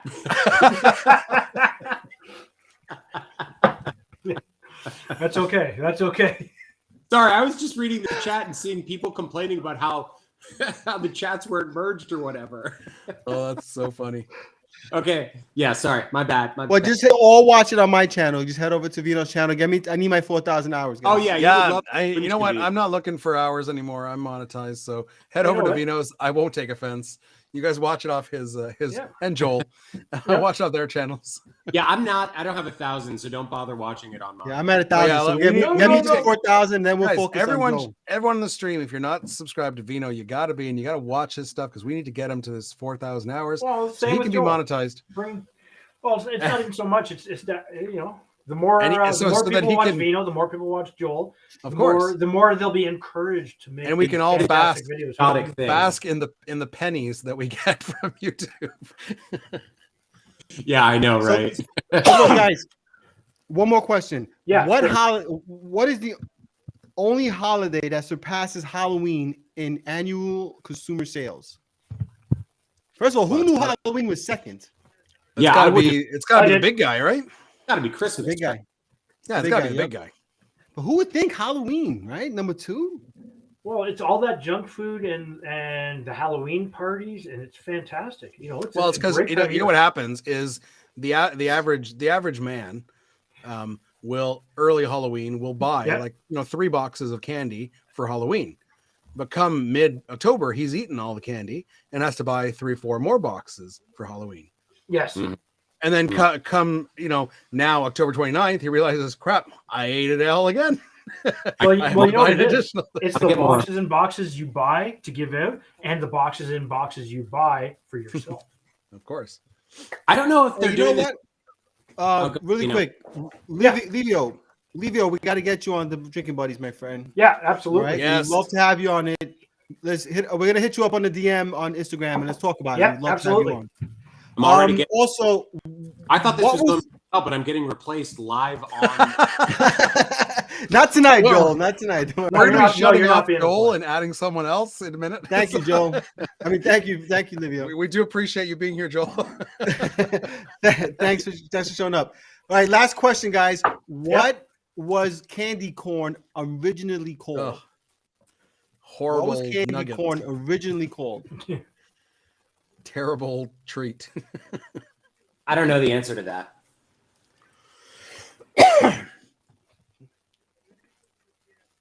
I couldn't tell you. I just know that it's not. Oh no, actually, you know what? I read this recently.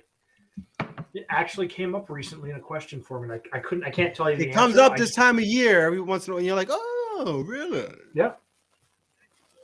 Hey, No, really? I just looked it up. Yeah. That's My man terrible. Sean. Thank you, Sean. Yeah. So everybody's hopping over to make Vino feel good. I'm switching over to Vino too. Oh my gosh, All guys, right, stop. I'm turning off Joel. I do appreciate it. I do appreciate it, guys. Now, has anyone gotten it yet? I just looked it up. Nobody yet? Nobody yet? No, I don't know. That's All right. pretty crazy. It was originally called chicken feed. Yeah, because What? Chicken. it was Oh, yeah, bad enough corn, we're 'cause eating you just- candy corn. They were gonna Yeah. have us eating chicken feed. Yeah, so it didn't work quite Oh, right. it's such a terrible candy. It's a hard. My wife loves it, man. Oh, But you know what? It's If you disgusting. put that into, say, vodka, it works. chicken feed. Yeah, Caesar got it. Oh yeah, Yeah, I someone saw- recently someone on TikTok recently there's a video going viral and everyone's reacting to it where they take people have been doing this. You take a coffee machine. Like I saw the Skittles was drip the first coffee. one. It was Skittles, right? It was Yeah, the it first was. one But they now, did, yeah. of course, now it's Halloween, so they did it with candy corn, where they fill the filter with candy corn and they Yep. pour vodka into the I don't know, the water. You see, the Popper. problem, the It's like, problems I with cannot possibly be that good. kind of an idea is first of all, you're heating up the vodka. Well, and So it if the- sounds if it- terrible. So, yeah, so if you're gonna lose, you're gonna lose some of the ethanol out of the vodka because it's going to evaporate faster, so it won't be captured and circle through the filter properly. You're also going to innately change its taste just by heating it up. Second, you're putting it with this. God awful candy. Yes, and third, you got to wait for it to cool down to try it.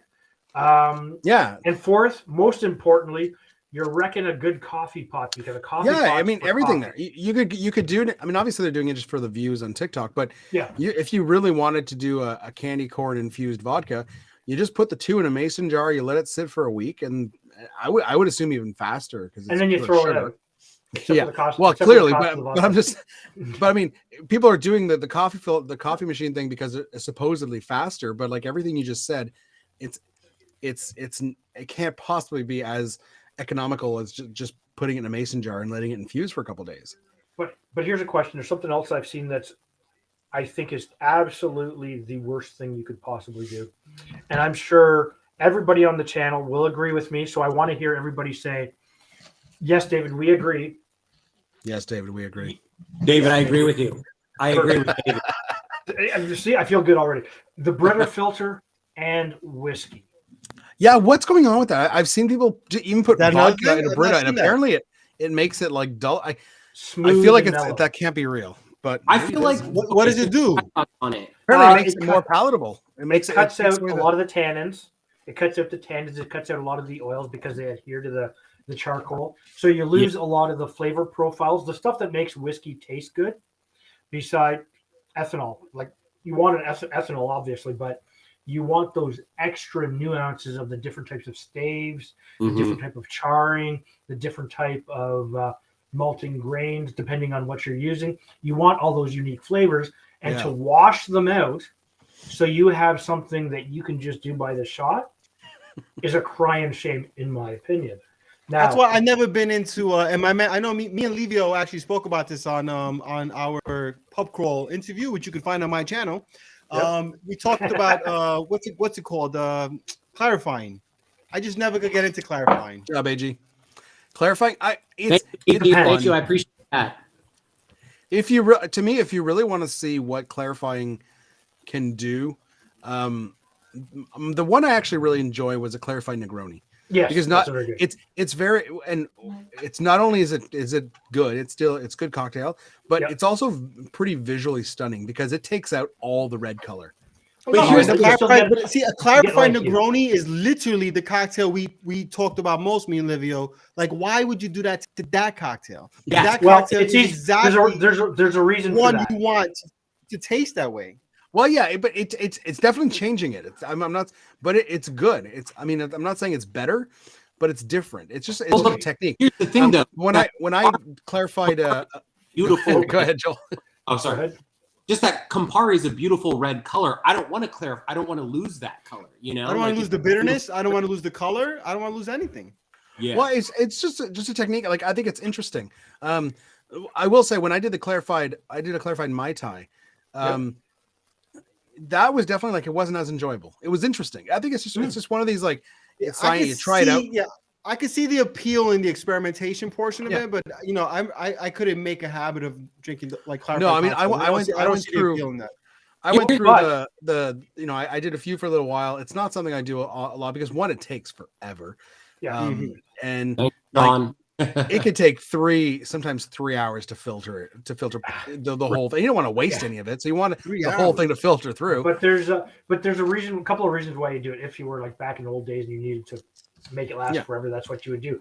But if you're trying to achieve a specific taste, for example, a Jean Felix from Truffles on the Rocks sent me a clarified cocktail.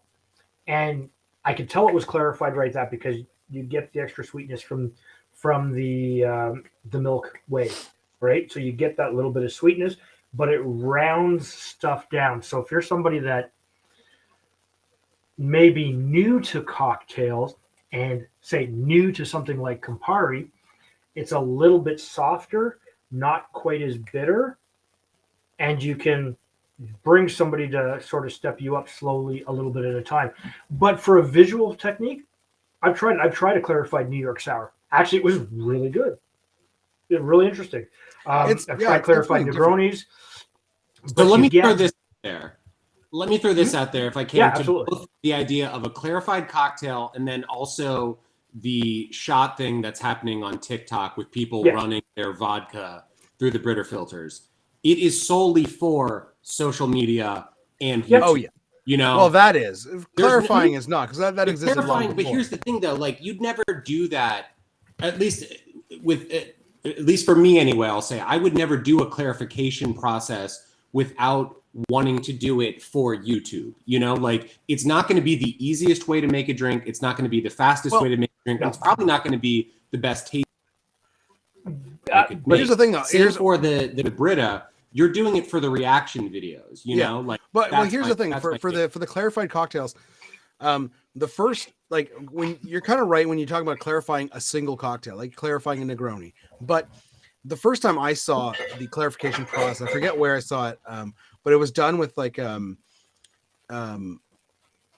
was done with like you basically you add like you're making a full pitcher of. Like you're doing a pre-batch cocktail. Yes. But it was done with a lot of really bold flavors. You had rum, you had port, you had tea, and then you're adding fruit juices, and you're adding all of this, and then you're straightening out. So it's gonna by my milk clarifying it, it's gonna last a lot longer. It's gonna be you can keep it in the fridge for like months. But you're also creating a huge pre-batch cocktail that you can bring. And you having used those bold flavors, yes, you're gonna lose some flavor, but that was the intent because the original thing that you put together was not drinkable. Whereas when you do a Negroni, clarified Negroni, you're starting with something that is already drinkable, and you're just you're taking stuff away from it. So I understand the saying of like, why would you do that? But if you do the other like the milk, I don't know what it's called, like a tea milk punch or something like that. You're that original batch of stuff. No one's going to drink that. It's just a huge mishmash of like a bunch of really powerful ingredients.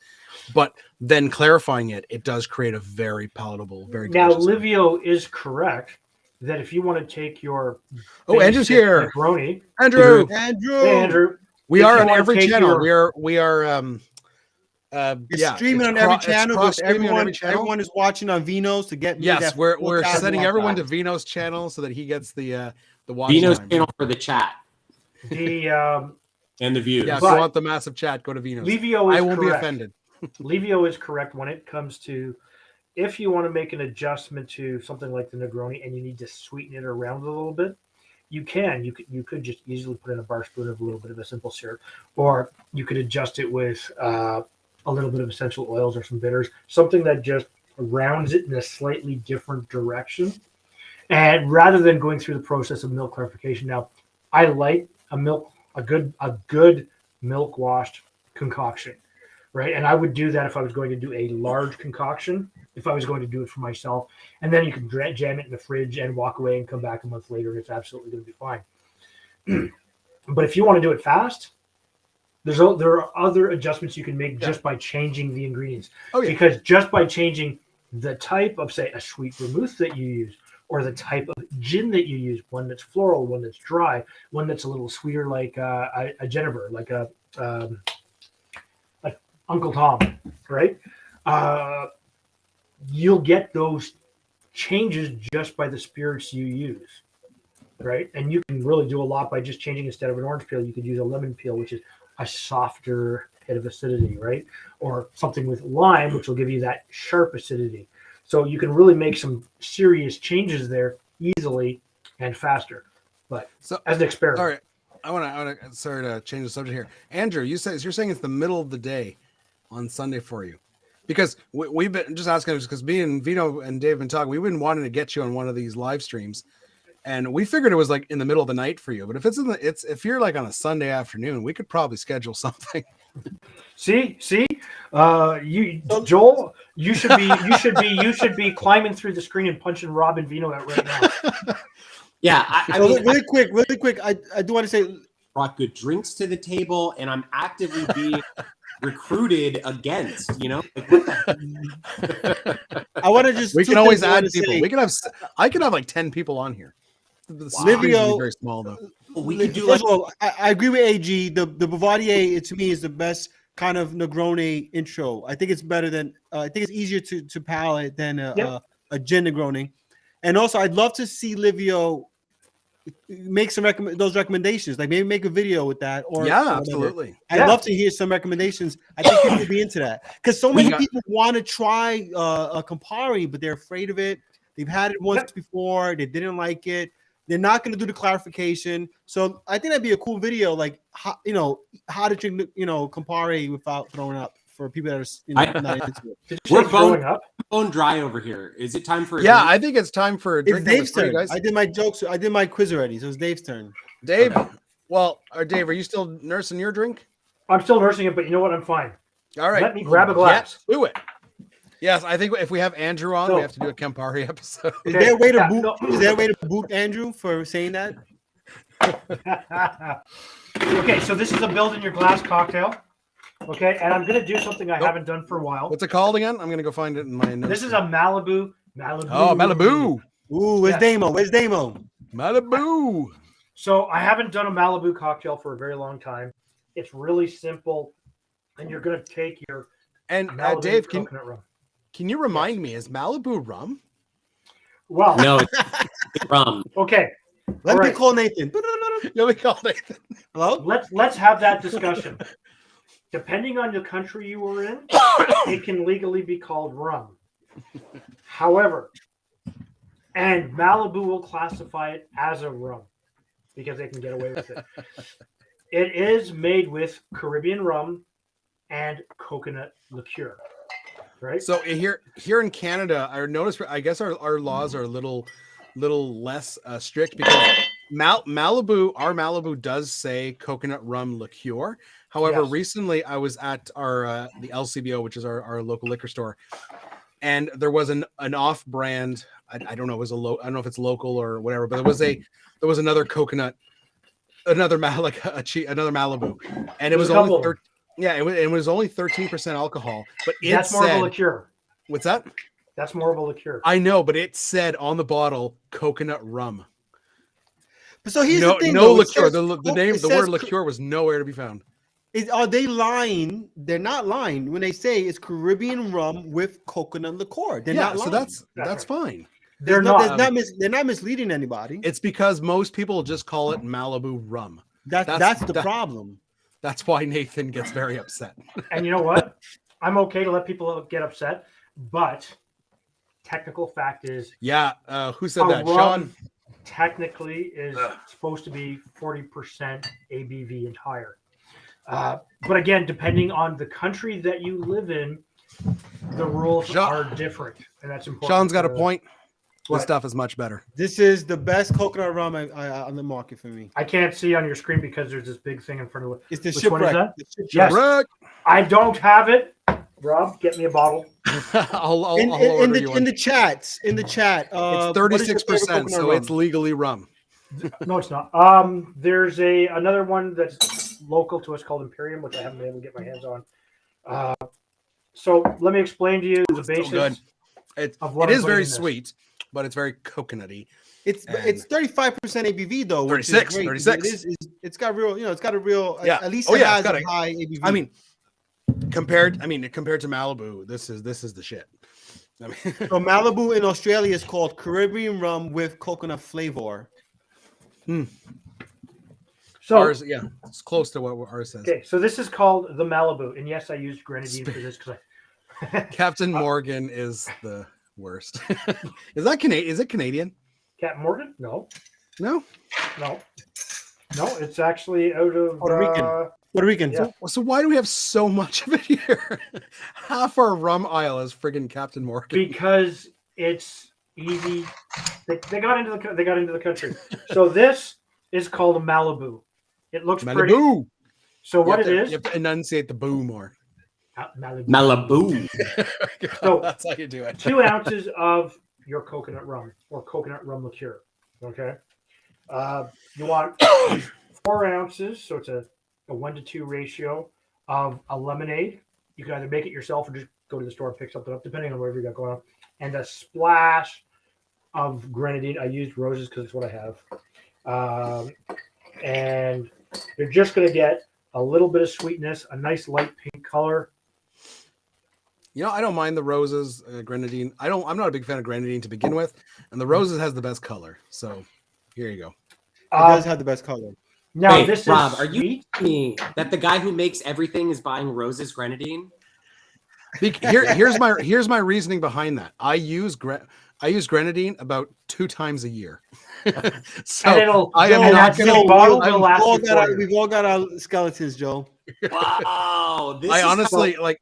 world. Oh, sorry, Dave. Go and taste that thing. Okay, so it gives you that coconut flavor immediately, but this is a sweet cocktail. You get the little bit of the lemon, but the coconut actually is front and center for this. Okay, you get a very hint of the pomegranate, but again, it's roses, so you don't actually get as much pomegranate flavor as you would as if you made it yourself. Roses taste like pink. If you are younger and it's a hot day, this is perfect. But if you're also at a Halloween party, this is a quick and easy cocktail to make that you can just bang them at one after another for all your friends. And because this is not a super high ABV, you're lowering the ABV value so that it's more sessionable. You can actually have a few more of them, and you're not going to get as drunk as fast as you would with something that's high ABV. So and this part's important. You want to make sure that for any party that you have, this is really important because you're responsible for your people consuming and leaving, right? So you want to make sure, and this is a serious note, you want to make sure that what you're serving and the amounts that you're serving are reasonable. Very, very important, because we all need to be responsible. You could ask anybody that works in a bar, your server is responsible when you walk out that door, right? Same with the person serving alcohol at home. So that's the the PSA part of today's video. Thanks, Absolutely. Dad. Always, Thanks, Dad. always drink responsibly. No, always. Nicholas Mons here has a question. I've never had coconut cartel. Is that another liqueur? I would say definitely if you're investing in trying to get your hands on some good, if you can get the shipwreck coconut, that stuff is miles ahead of Malibu. Yeah, I don't know what I don't know coconut cartel. I don't know if that's a Hey, brand. also, AG, have you tried Lieber and Cole's grenadine? I agree, Small Hands is good. They're one of the best syrup makers, but I think Lieber and Cole is the best. I love all of their syrups. Yeah, they make good syrups. I think Andrew here made his own coconut rum, and that's definitely something that I'm going to do as well on my channel eventually. So, and like you say, he started with a 75% cane spirit. So you start with a high proof rum. Obviously, you're going to add some coconut. You're going to add some sugar. But if you start with a high proof rum, I try to do that whenever I make homemade liqueur, so to keep the ABV as high as possible. It makes a more flavorful liqueur, but it also helps with shelf life. Obviously, Absolutely. if you have a higher ABV, you're going to have a better shelf life. Yep. But yeah, it's you can definitely do your own. You get basically a coconut, you do a simple syrup, and you got high proof rum. There you go. Yeah. Vodka if you want. Yes. Cheers, Nick. All right, Nick, take it easy, brother. Thanks for stopping by. Thanks for joining us. Hi, Linda. Hi, Emily. It's good to see you guys here and build this. I'm going to be making a Corpse Reviver number 1. I've never had the number 1. I don't think I made. Yeah, the number 2 is so. Everyone makes the number 2. Everybody drinks. Never made the number 1. Yeah. I think Vino cut the line here. What? Oh shit! What do you mean? You can't skip. No, Joe, you go ahead, Joe. Go ahead. Yep. What Go happened? ahead, Joe. No, I'm just. If you're ready to go for it. Go for it. Are you ready to go? I'm ready with the card. Joe? Yeah, I'm ready. I'm gonna Then go. go blue. for it. Go for it. I made the recently I made the Corpse Reviver number green. So this the Corpse Reviver number blue is a known cocktail. However, I made my own green curacao, so I made a green version of that cocktail. So I'm going to be making the Nope. Muerto Vivo, which is kind of So you are making yes.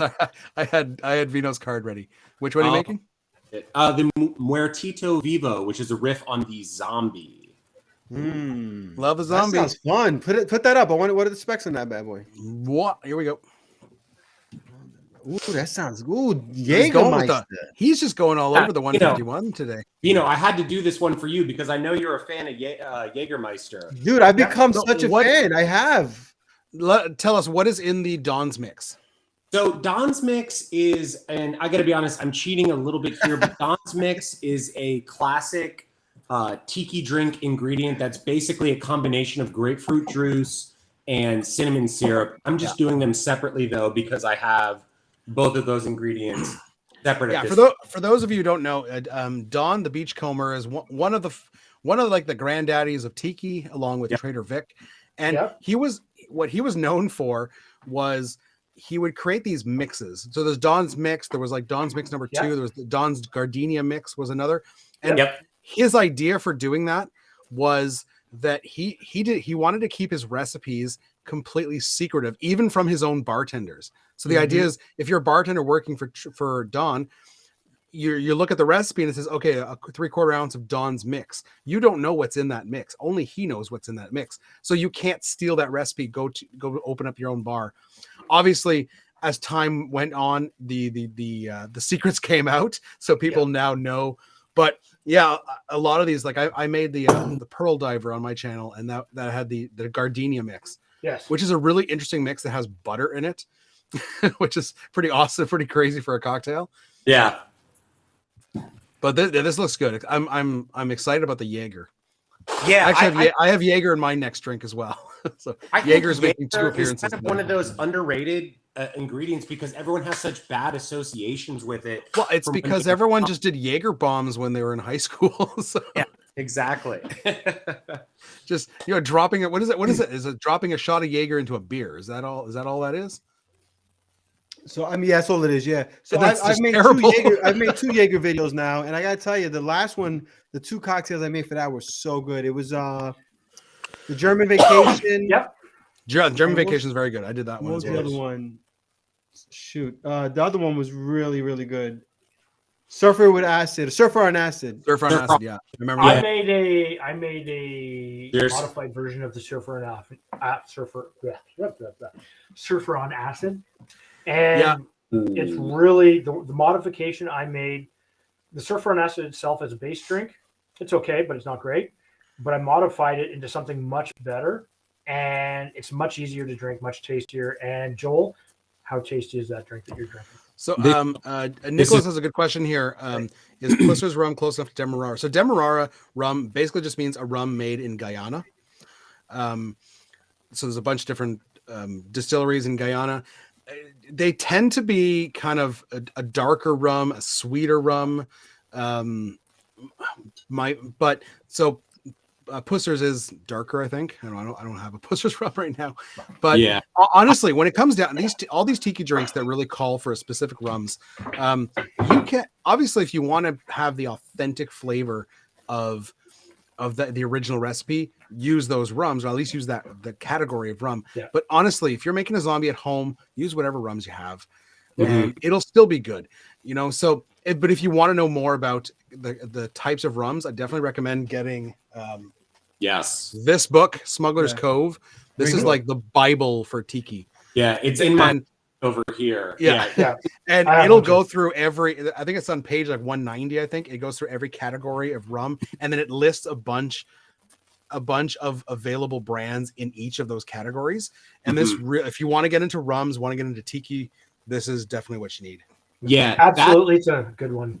That particular resource is so helpful, and it makes me angry that other books don't do the same thing. Like I have the Amaro book, and lots of different types of Amaro, but it doesn't necessarily give you an easy to read chart, so you know what you can swap with each other, which is why it that doesn't. code book is so helpful. So once again, guys, It's a- we are it's a looking great we are book. looking The for Amaro book is great. sponsorships. Smuggler's Cove and Smith and Cross. Smith and Cross. Two things from the chat. So Livio says that Yeah. Don used to spell falernum backwards Yes. so that nobody knew what he was drinking. What That's was in the drink. So hilarious. that's pretty funny. What And is also, falernum backwards? I want to look that. What is it backwards? It's he spelled it num actually. numrilov. Numrilov. Male enough. That's pretty cool. You know what? Also, There's something we need to do. Surfer Nasty originated as a shot. That's correct. But there's something we have to do. A Joel? shot of Smith and Cross. No, Joel, what did your cocktail taste like? Oh yeah, go for This it. is good. It's got the cinnamon syrup and the Jägermeister combined really nicely. It's got kind of like an underlying kind of like bitterness to it from the Jaeger. It's really good. I highly recommend this. You recommend it? Would you call out of 1 to 10, 10 being the best? Where would it fall for you? It's something we haven't been doing is rating our drinks tonight. This would be a solid 7 for me. I would make this again for sure. Yeah, solid 7. So if you went to see Livio at his bar, and he'd be behind his Euro bar, which he invented, by the way, and designed, and you can pick one up. Look at his website. He's also got a fantastic course coming on. A lot of these people in the comments, guys, have their own channels. Yeah, so check them out. absolutely. Everyday consumption. If you were to go to a bar, would you order it? This is something that we haven't been asking each other or any of our viewers here. Do you think these are a drink that you would order if they were presented to you on a menu? And if you're somebody that's a bartender or worked bar, would any of these drinks be something that you would offer on your menu? It's an important question, I think. So This would Dave, be a yes for me because I like the ingredients list and if I saw it on a tiki bar menu and it had Jägermeister in the ingredients list, I would say yes, 100%. Yeah. So Dave, the two cocktails Yes. you made, what do you rate them? Okay, You made 3 already, right? So the 3 I've cocktails. made 3. If you want a really good drink, the first one I made, the Devil's Cut, absolutely fantastic. Easily a 9 out of 10. Easily 9 out of 10. Wow. Okay. Cool. Easy. If you're going to have a jack-o'-lantern, you could have it any time of the year, not just Halloween. It's easily 7.5, maybe close to an 8, but again, depending on your taste. The Malibu. Sorry, Malibu. I guess I'm not getting a sponsorship. It's actually, I would say it's a 5.6, but it depends on your personal taste, and that's so key. I like it. It's an easy drink. Mm-hmm. If I had my own homemade grenadine in that, because I'd get a bit more of that pomegranate taste, and I'd make it a little bit thicker and a bit more viscous, just my personal preference. I would probably knock it up to 7. But again, things that you need to think about. Rob, how about you, Robbie? So far, The first one's my own creation, so I'm not trying to be so biased. I would give it a 6 out of 10. That's the dark and bloody. It's nice and refreshing, but it's not like super complex or anything. Mm-hmm. This next one here, the Witch Hunt, very nice sipper. Maybe 7 out of 10. Nothing is like smashing the ceiling for me yet, but I still have one to go. how about you, Joe? The first 2. I did this as 7. I'm sticking with that there. It's good. I liked the Area 151 about the same, but a little bit more because it just kind of had, with that Orchat in there, it had kind of a Mai Tai vibe for me. I really liked that. So I'll give that an 8. But then the Stranger Things daiquiri, that was a 9 for me because it was so That unique. sounds like a 9. I've never had like a smoky Scotch daiquiri like that before. That was I gotta make that. That one That's sounds fantastic. tremendous. Yeah. Tim saying the Devil's Soul is a 10 out of 10. I haven't had that in over a year, but I made it for my channel last year, and I remember it being just a flavor bomb. What's in that? I gotta look it up. All right, Peter, man. Thanks for stopping by, brother. We miss you, man. Hope to see you around. Yeah, often. see you later. So for me, the Blood and Sea, it's 5.6. Again, the Blood and Sand just falls flat, and even this riff on it just didn't really hit. The In Cold Blood, I loved it. I give this an 8. You know, I love stirred cocktails, man. I don't actually like any modifiers in my cocktails. You know, not like the traditional juices or nothing. I like spirits only. So I'm gonna go with an 8 on that. So I'm about to make the Corpse Reviver #1 right now, which is apple brandy. I'm gonna use Calvados, cognac, and sweet vermouth. So I already know this that is is gonna nice. be right up my alley. Before you start that, let me just run through because Tim said the Devil's Soul. I just had to remember what it was. So we got an ounce of rye, we got a half an ounce of mezcal, half an ounce of Averna, quarter ounce of Campari, and a quarter ounce of elderflower. Flavor bomb. I can make Well, that. that would be interesting. That would be interesting. It's so there's Yeah, that's up so my much alley, going too. on, but it's so much going on, but it works. It's not like, oh my god, this is just all over the place. Yeah. It sounds like it would be. All right, guys. No. So 1 ounce of cognac, or you can Yep. use a brandy if you got it. 1 ounce of your apple brandy. I'm using Calvados, but you can use Applejack. Who's There's gonna be your, a little- there are some nuance differences between the two, Yeah. but Yeah, I wonder how it would work if you just used all apple brandy, like 2 ounces of apple brandy. If it'd be too much, or and then a half an ounce of sweet vermouth. Mhm. All right, that's good thing I just bought a new bottle because that is over. All right, I'm gonna stir that bad boy up. Yep. Now, do you have a preference for how long you would stir this cocktail? Because I know some people will say, well, you just stir it till it hits the right temperature and the right Well, dilution that so you my want, ice or is- do you do my it ice has exactly been 60 turns? Or My ice has been sitting, so it's wet. Yep. So I don't have to stir it as long. yeah, You know, you're not going to get the same chill factor, but you're going to get a quick dilution. it's got to do Yeah. 67 revolutions. 66 is not enough. 68 is too much. Ooh, But you the see, you taste need on to the have taste on the spoon is good, great. hard, cold ice. Right? That's really important. And Serve that in a the, coupe, and that the is. ferocity in which you gorgeous. hold your spoon makes a difference. I Oh. love that. Is beautiful. Look at that amber color. That is gorgeous. That does look Cheers, nice. fellas, and everybody in the chat. Cheers. Thank you guys for being here tonight. This is my Yep. third drink. Cheers. Here we go. Cheers. Oh, What the hell is Eeyore's Requiem? I've How heard of dare, that. how dare they make a drink about friggin' Winnie the Pooh character, and how dare it be a 10 on 10? I've heard So of I'm that gonna look that one. up. That's no Eeyore, why would it be Eeyore? Because Eeyore was depressed, so he had So to I have have a to drink. drink. Oh my god, this is like killing my my childhood here. that's a really interesting cocktail. I loved it. It's got some great complexity to it. my Like the God.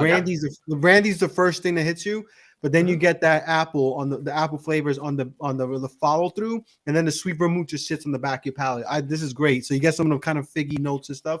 Delicious. Nice. Love it. I have Love it. a So question. don't this is think my you guys- kind of cocktail. It's straight up stirred spirits, man. I could drink this all day, every day. I don't So, think you Vino- guys are ready for Eeyore's Requiem. Tell us in a moment, but Vino, if you say put in instead of the Calvados, say a Laird's Applejack, which is a little bit rougher on the flavor and a little I think it's sharper on less the rough ethanol. because Well, it's it depends diluted. though, because that one there is not it's like half neutral spirits or whatever. You know what I'm Yeah. saying? So I think it's only 35% apple brandy. So that Okay. one there may not hold up as well. Okay. If you've got the bottle and bond, that joint is incredible. Yeah, I gotta try. that. This Not is available the here. I can't read the bottle look. I but this did is a look straight that up. 40%.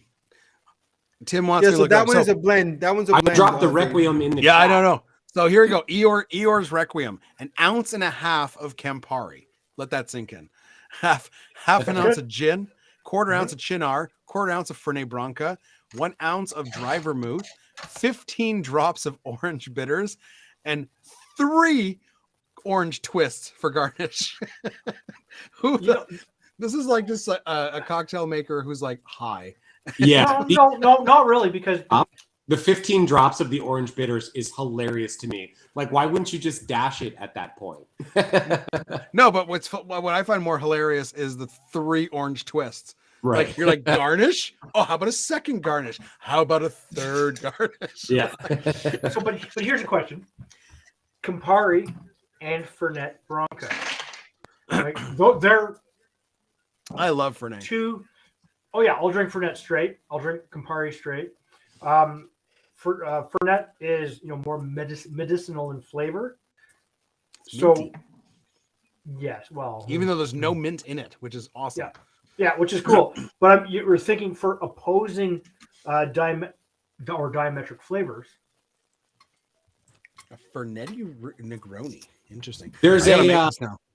there's a semi-famous bartender's handshake type shot that's called the Ferrari that is literally just half Fernet and half Campari. Sounds like a plan. Yeah, it sounds like it would mess you up big time, at least in terms of the bitterness. Yeah, it's not going to mess up in terms of alcohol because it's not that bad. Oh, I think Dave wants to make it right now. I could do. Hey, how about we make that our shot at the end of this? All right, that sounds good. Okay. You always take a shot, so- Joel. So you got to take a shot at the end. All right. Okay. Hey, am I'm ready. I next? You guys have made 3, right? All right. Yes. Yeah, you're on 3. Yeah. Oh, by the way, I'm I fine. give mine another 8. By the way. Another 8. Okay. Good. All right. So I am making the Death Flip. So this is a fun. So for those of you who don't know, a flip cocktail is a cocktail that utilizes a whole egg. So an eggnog. You doing the death flip? I'm doing the Death Flip. So I've never done it. We'll see how it turns out. Oh, very excited. So here we go. So we got an ounce of Blanco tequila. I'm using Terramana. Another Jägermeister cocktail. We got some Jaeger. Ilium.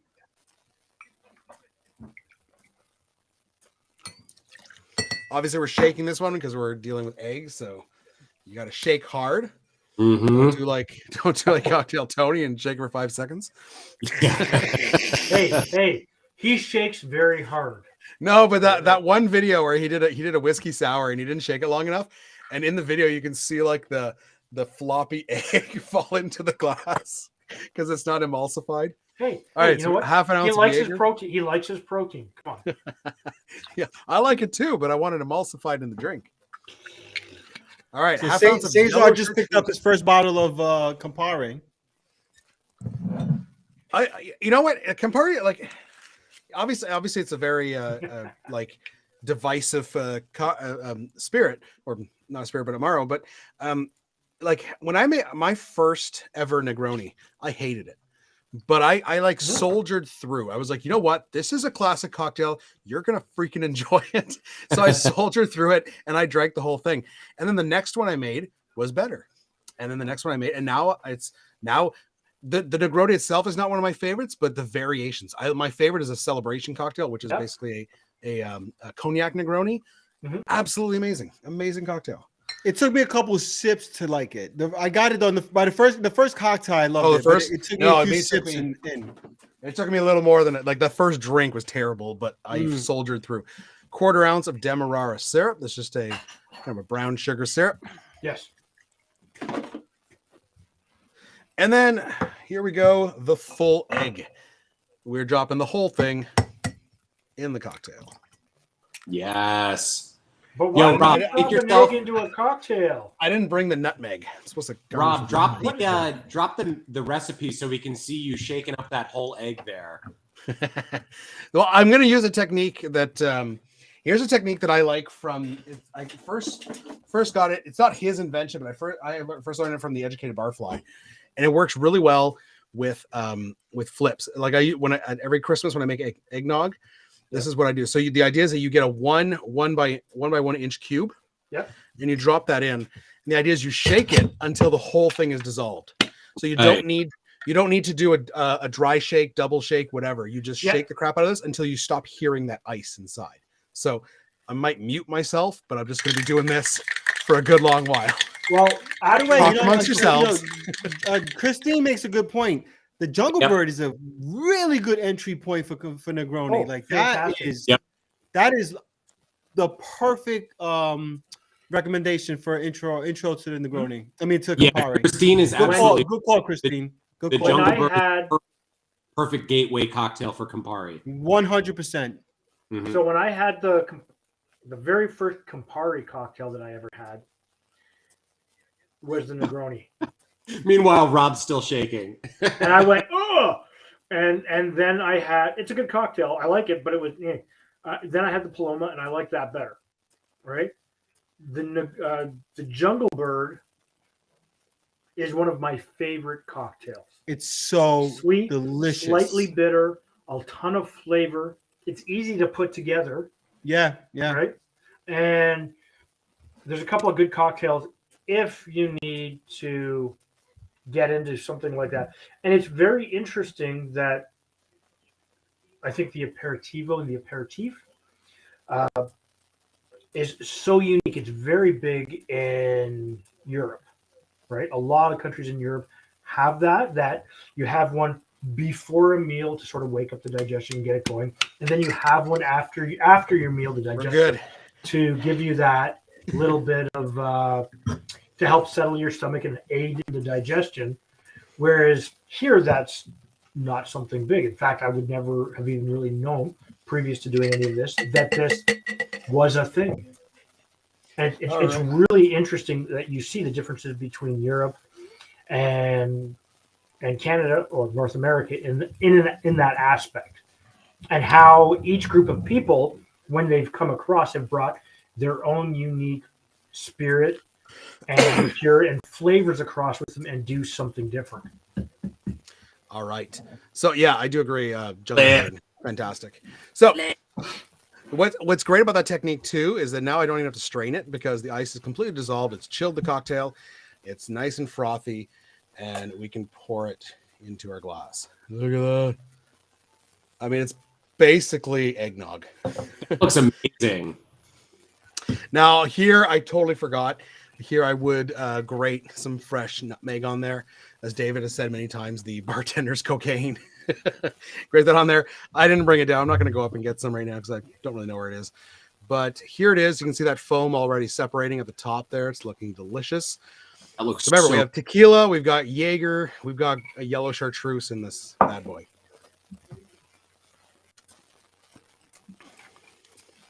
Wow. That's really good. Is it good? It's very good. Yeah, it's very creamy, and there's no cream in here. Most eggnog recipes will have like some heavy cream as well, but just that egg is frothing. It's very creamy. I think, you know what, the tequila is kind of lost in here. It's there, but it's kind of lost. It's really that herbalness of the yellow chartreuse, and then the herbalness and the Jaeger. that anise licorice flavor. Which one shows up more, the Jaeger or the chartreuse? I think because of the anise flavor, the Jaeger comes out more. Yeah. So I have Mm. a, I have a question. And I'm If not a you huge were fan to- of anise, but this is nice. If you were to swap out the tequila, Very nice. could you go with a rum? Well, you absolutely could. Again, I think the tequila is kind of getting lost. It's really Jaeger and yellow chartreuse. I think I like What if you dropped the amounts of the aperitifs to a slightly I wouldn't smaller want to amount? because it's doing such awesome things to it. No, it's really cool. But You it's could just add a an little interesting way. more How could you tequila. br- You But could add a would- little would- more tequila. I think But would bourbon adding more make I it think just bourbon too would work. alcoholically strong? or I think bourbon or someone said Ann said mezcal or just an aged tequila like a reposado, even an añejo would have a more complexity to it. But I think a bourbon would work really well here. But no, I'm pleasantly surprised. This is very good. That has been on my list of cocktails to try for so long. I just never got Do it. around to it. It is missing the nutmeg. The nutmeg would just make this. I'm giving this one. So I gave my first one 6, gave my second one 7. I'm giving this one a 9. This is actually a really good flip. Wow. I'm gonna have to drink one of those ASAP. That's really nice. And it's not. There's only a quarter ounce. The thing about like I keep comparing it to eggnog. Most eggnog recipes, like the single serve eggnogs, where you like the shaken cocktail eggnogs, have added cream, but also a lot more sugar. This is surprisingly not that sweet. It's rich because of the egg. It gives it a very rich creaminess, but it's not overly sweet, and that I think is a huge plus for me because I don't like things too sweet.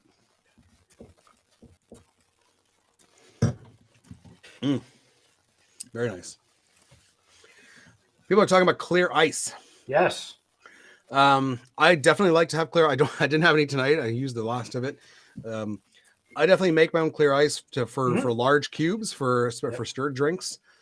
I don't bother so much for other obviously for tiki drinks with crushed ice. Who cares? It's crushed.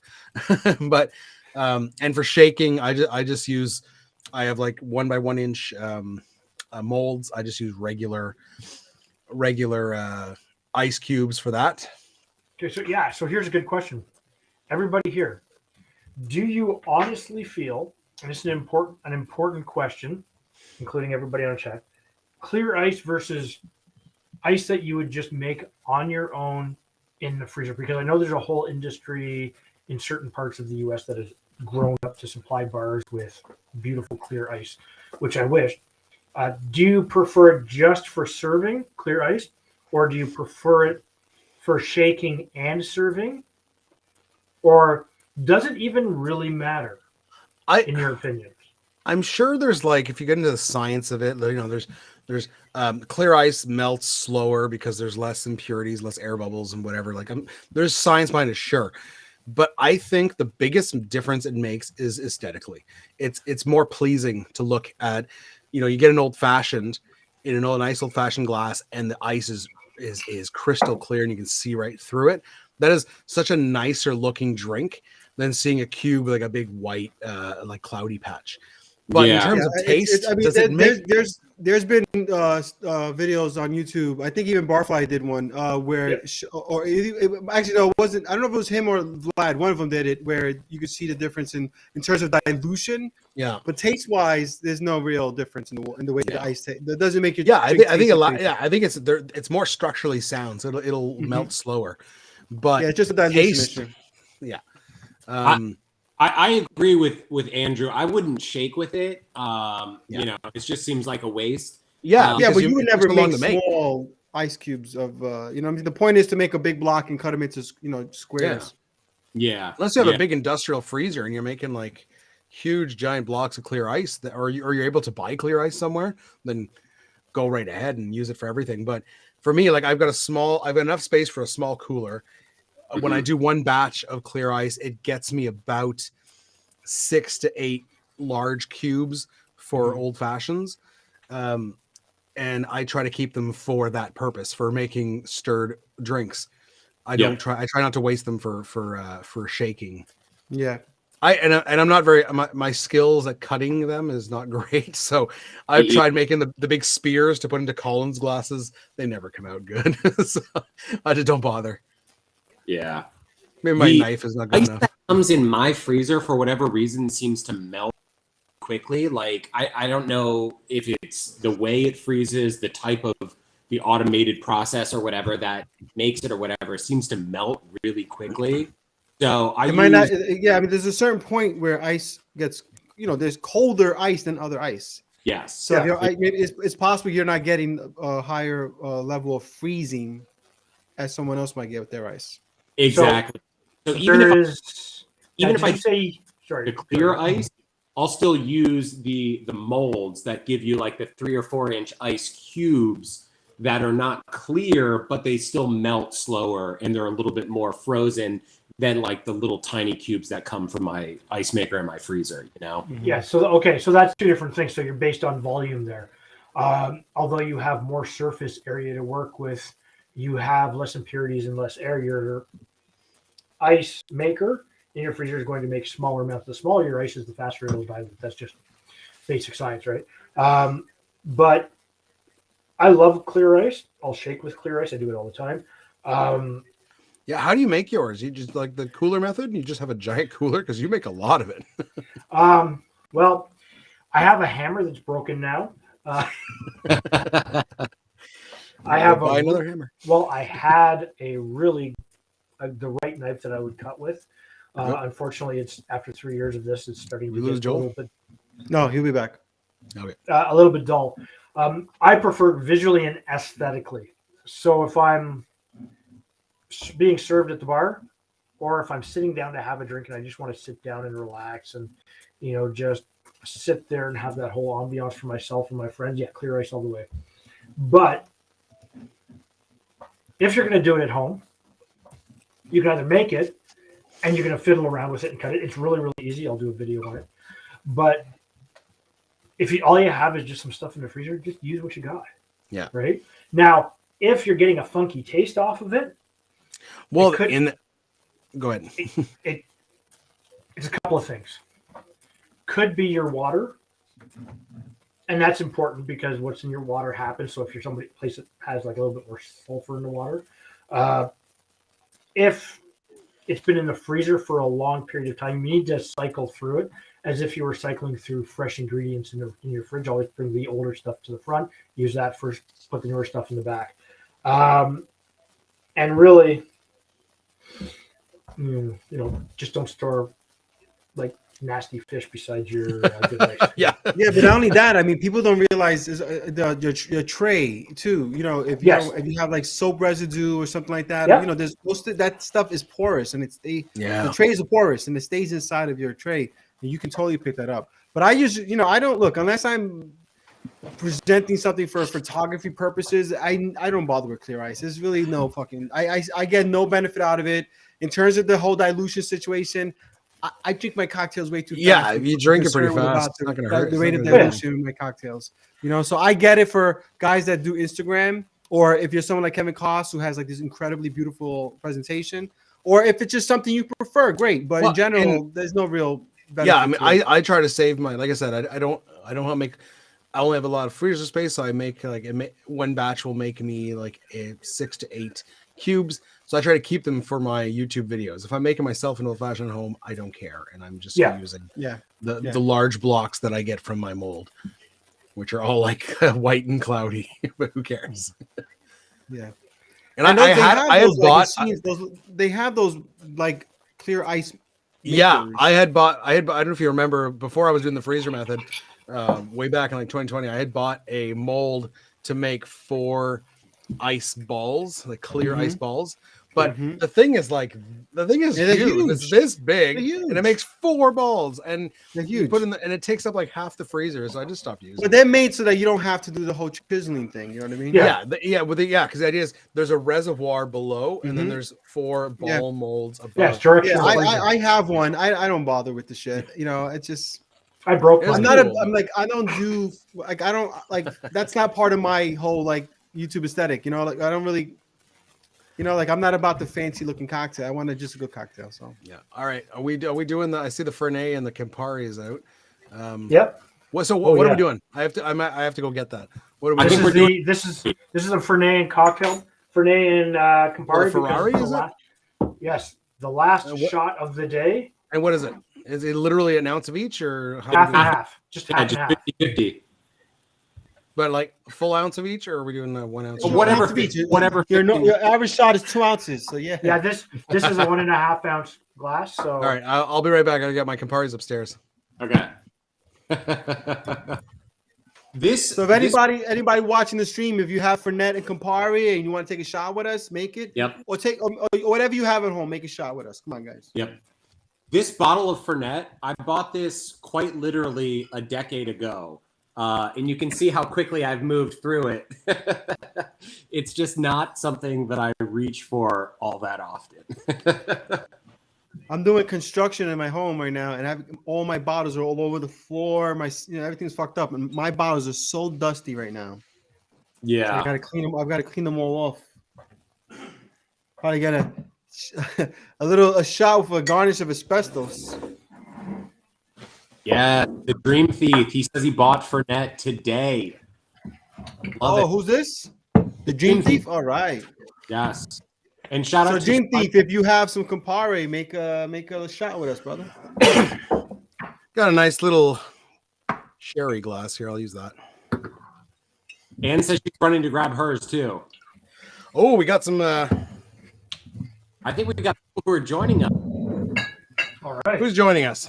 everybody. Anne says she's There's a grabbing couple of her. people that are going to join us, so let's wait for them to join. I'm just making it. I think Tim would join, but he had his teeth pulled, so I don't know if he's allowed to drink. Actually, You can you know suck it what? through a straw. No. Tim, you can It's- disinfect all of your gums. I love the smell of Fernet. Oh, It's Fernet is amazing. It really is. 50-50. So whoever is doing this, it's just half Campari, half Fernet. I'm all done. It's actually a nice off red color. Yeah, it's a Off beautiful red. color, actually. Yeah.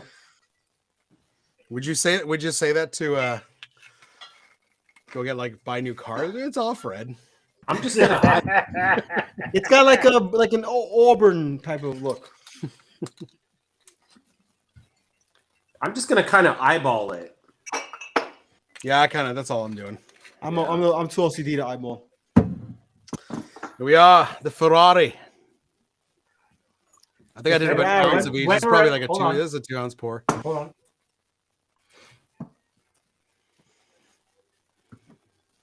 I'm ready. I'm ready. When you guys are. Happy Halloween, More everyone. done, This'll be Sean. good. More done with my Club Survivor. What's that? Okay, yeah. All you're right. finished. Cilantro. Ooh. Drinking Cheers, buddies. folks. Happy Halloween to Happy all of Halloween. you. Have a fun, safe, happy That Halloween. was good. Ooh, Oh, the Fernet actually comes kicking through at the end. Like that's just they know what oh. that. This is the wrong holiday. That's Christmassy. Totally, good. right? That's totally Christmassy. hey, a Ferrari goes fast. You know what? Chestnuts roasting on an Roasting open fire. That was the first thing that came to Jack mind. It's Frost like, this nipping is at your Christmassy. Did any of you guys taste Campari? All I got was the Fernet. All I got Oh, was I Fernet. taste the Campari. I got the gives it a- Campari on the back end, so the bitterness from the Campari is what I got, but the flavor is all Fernet. God Yeah. help us, I did it. Good job, guys. Yes.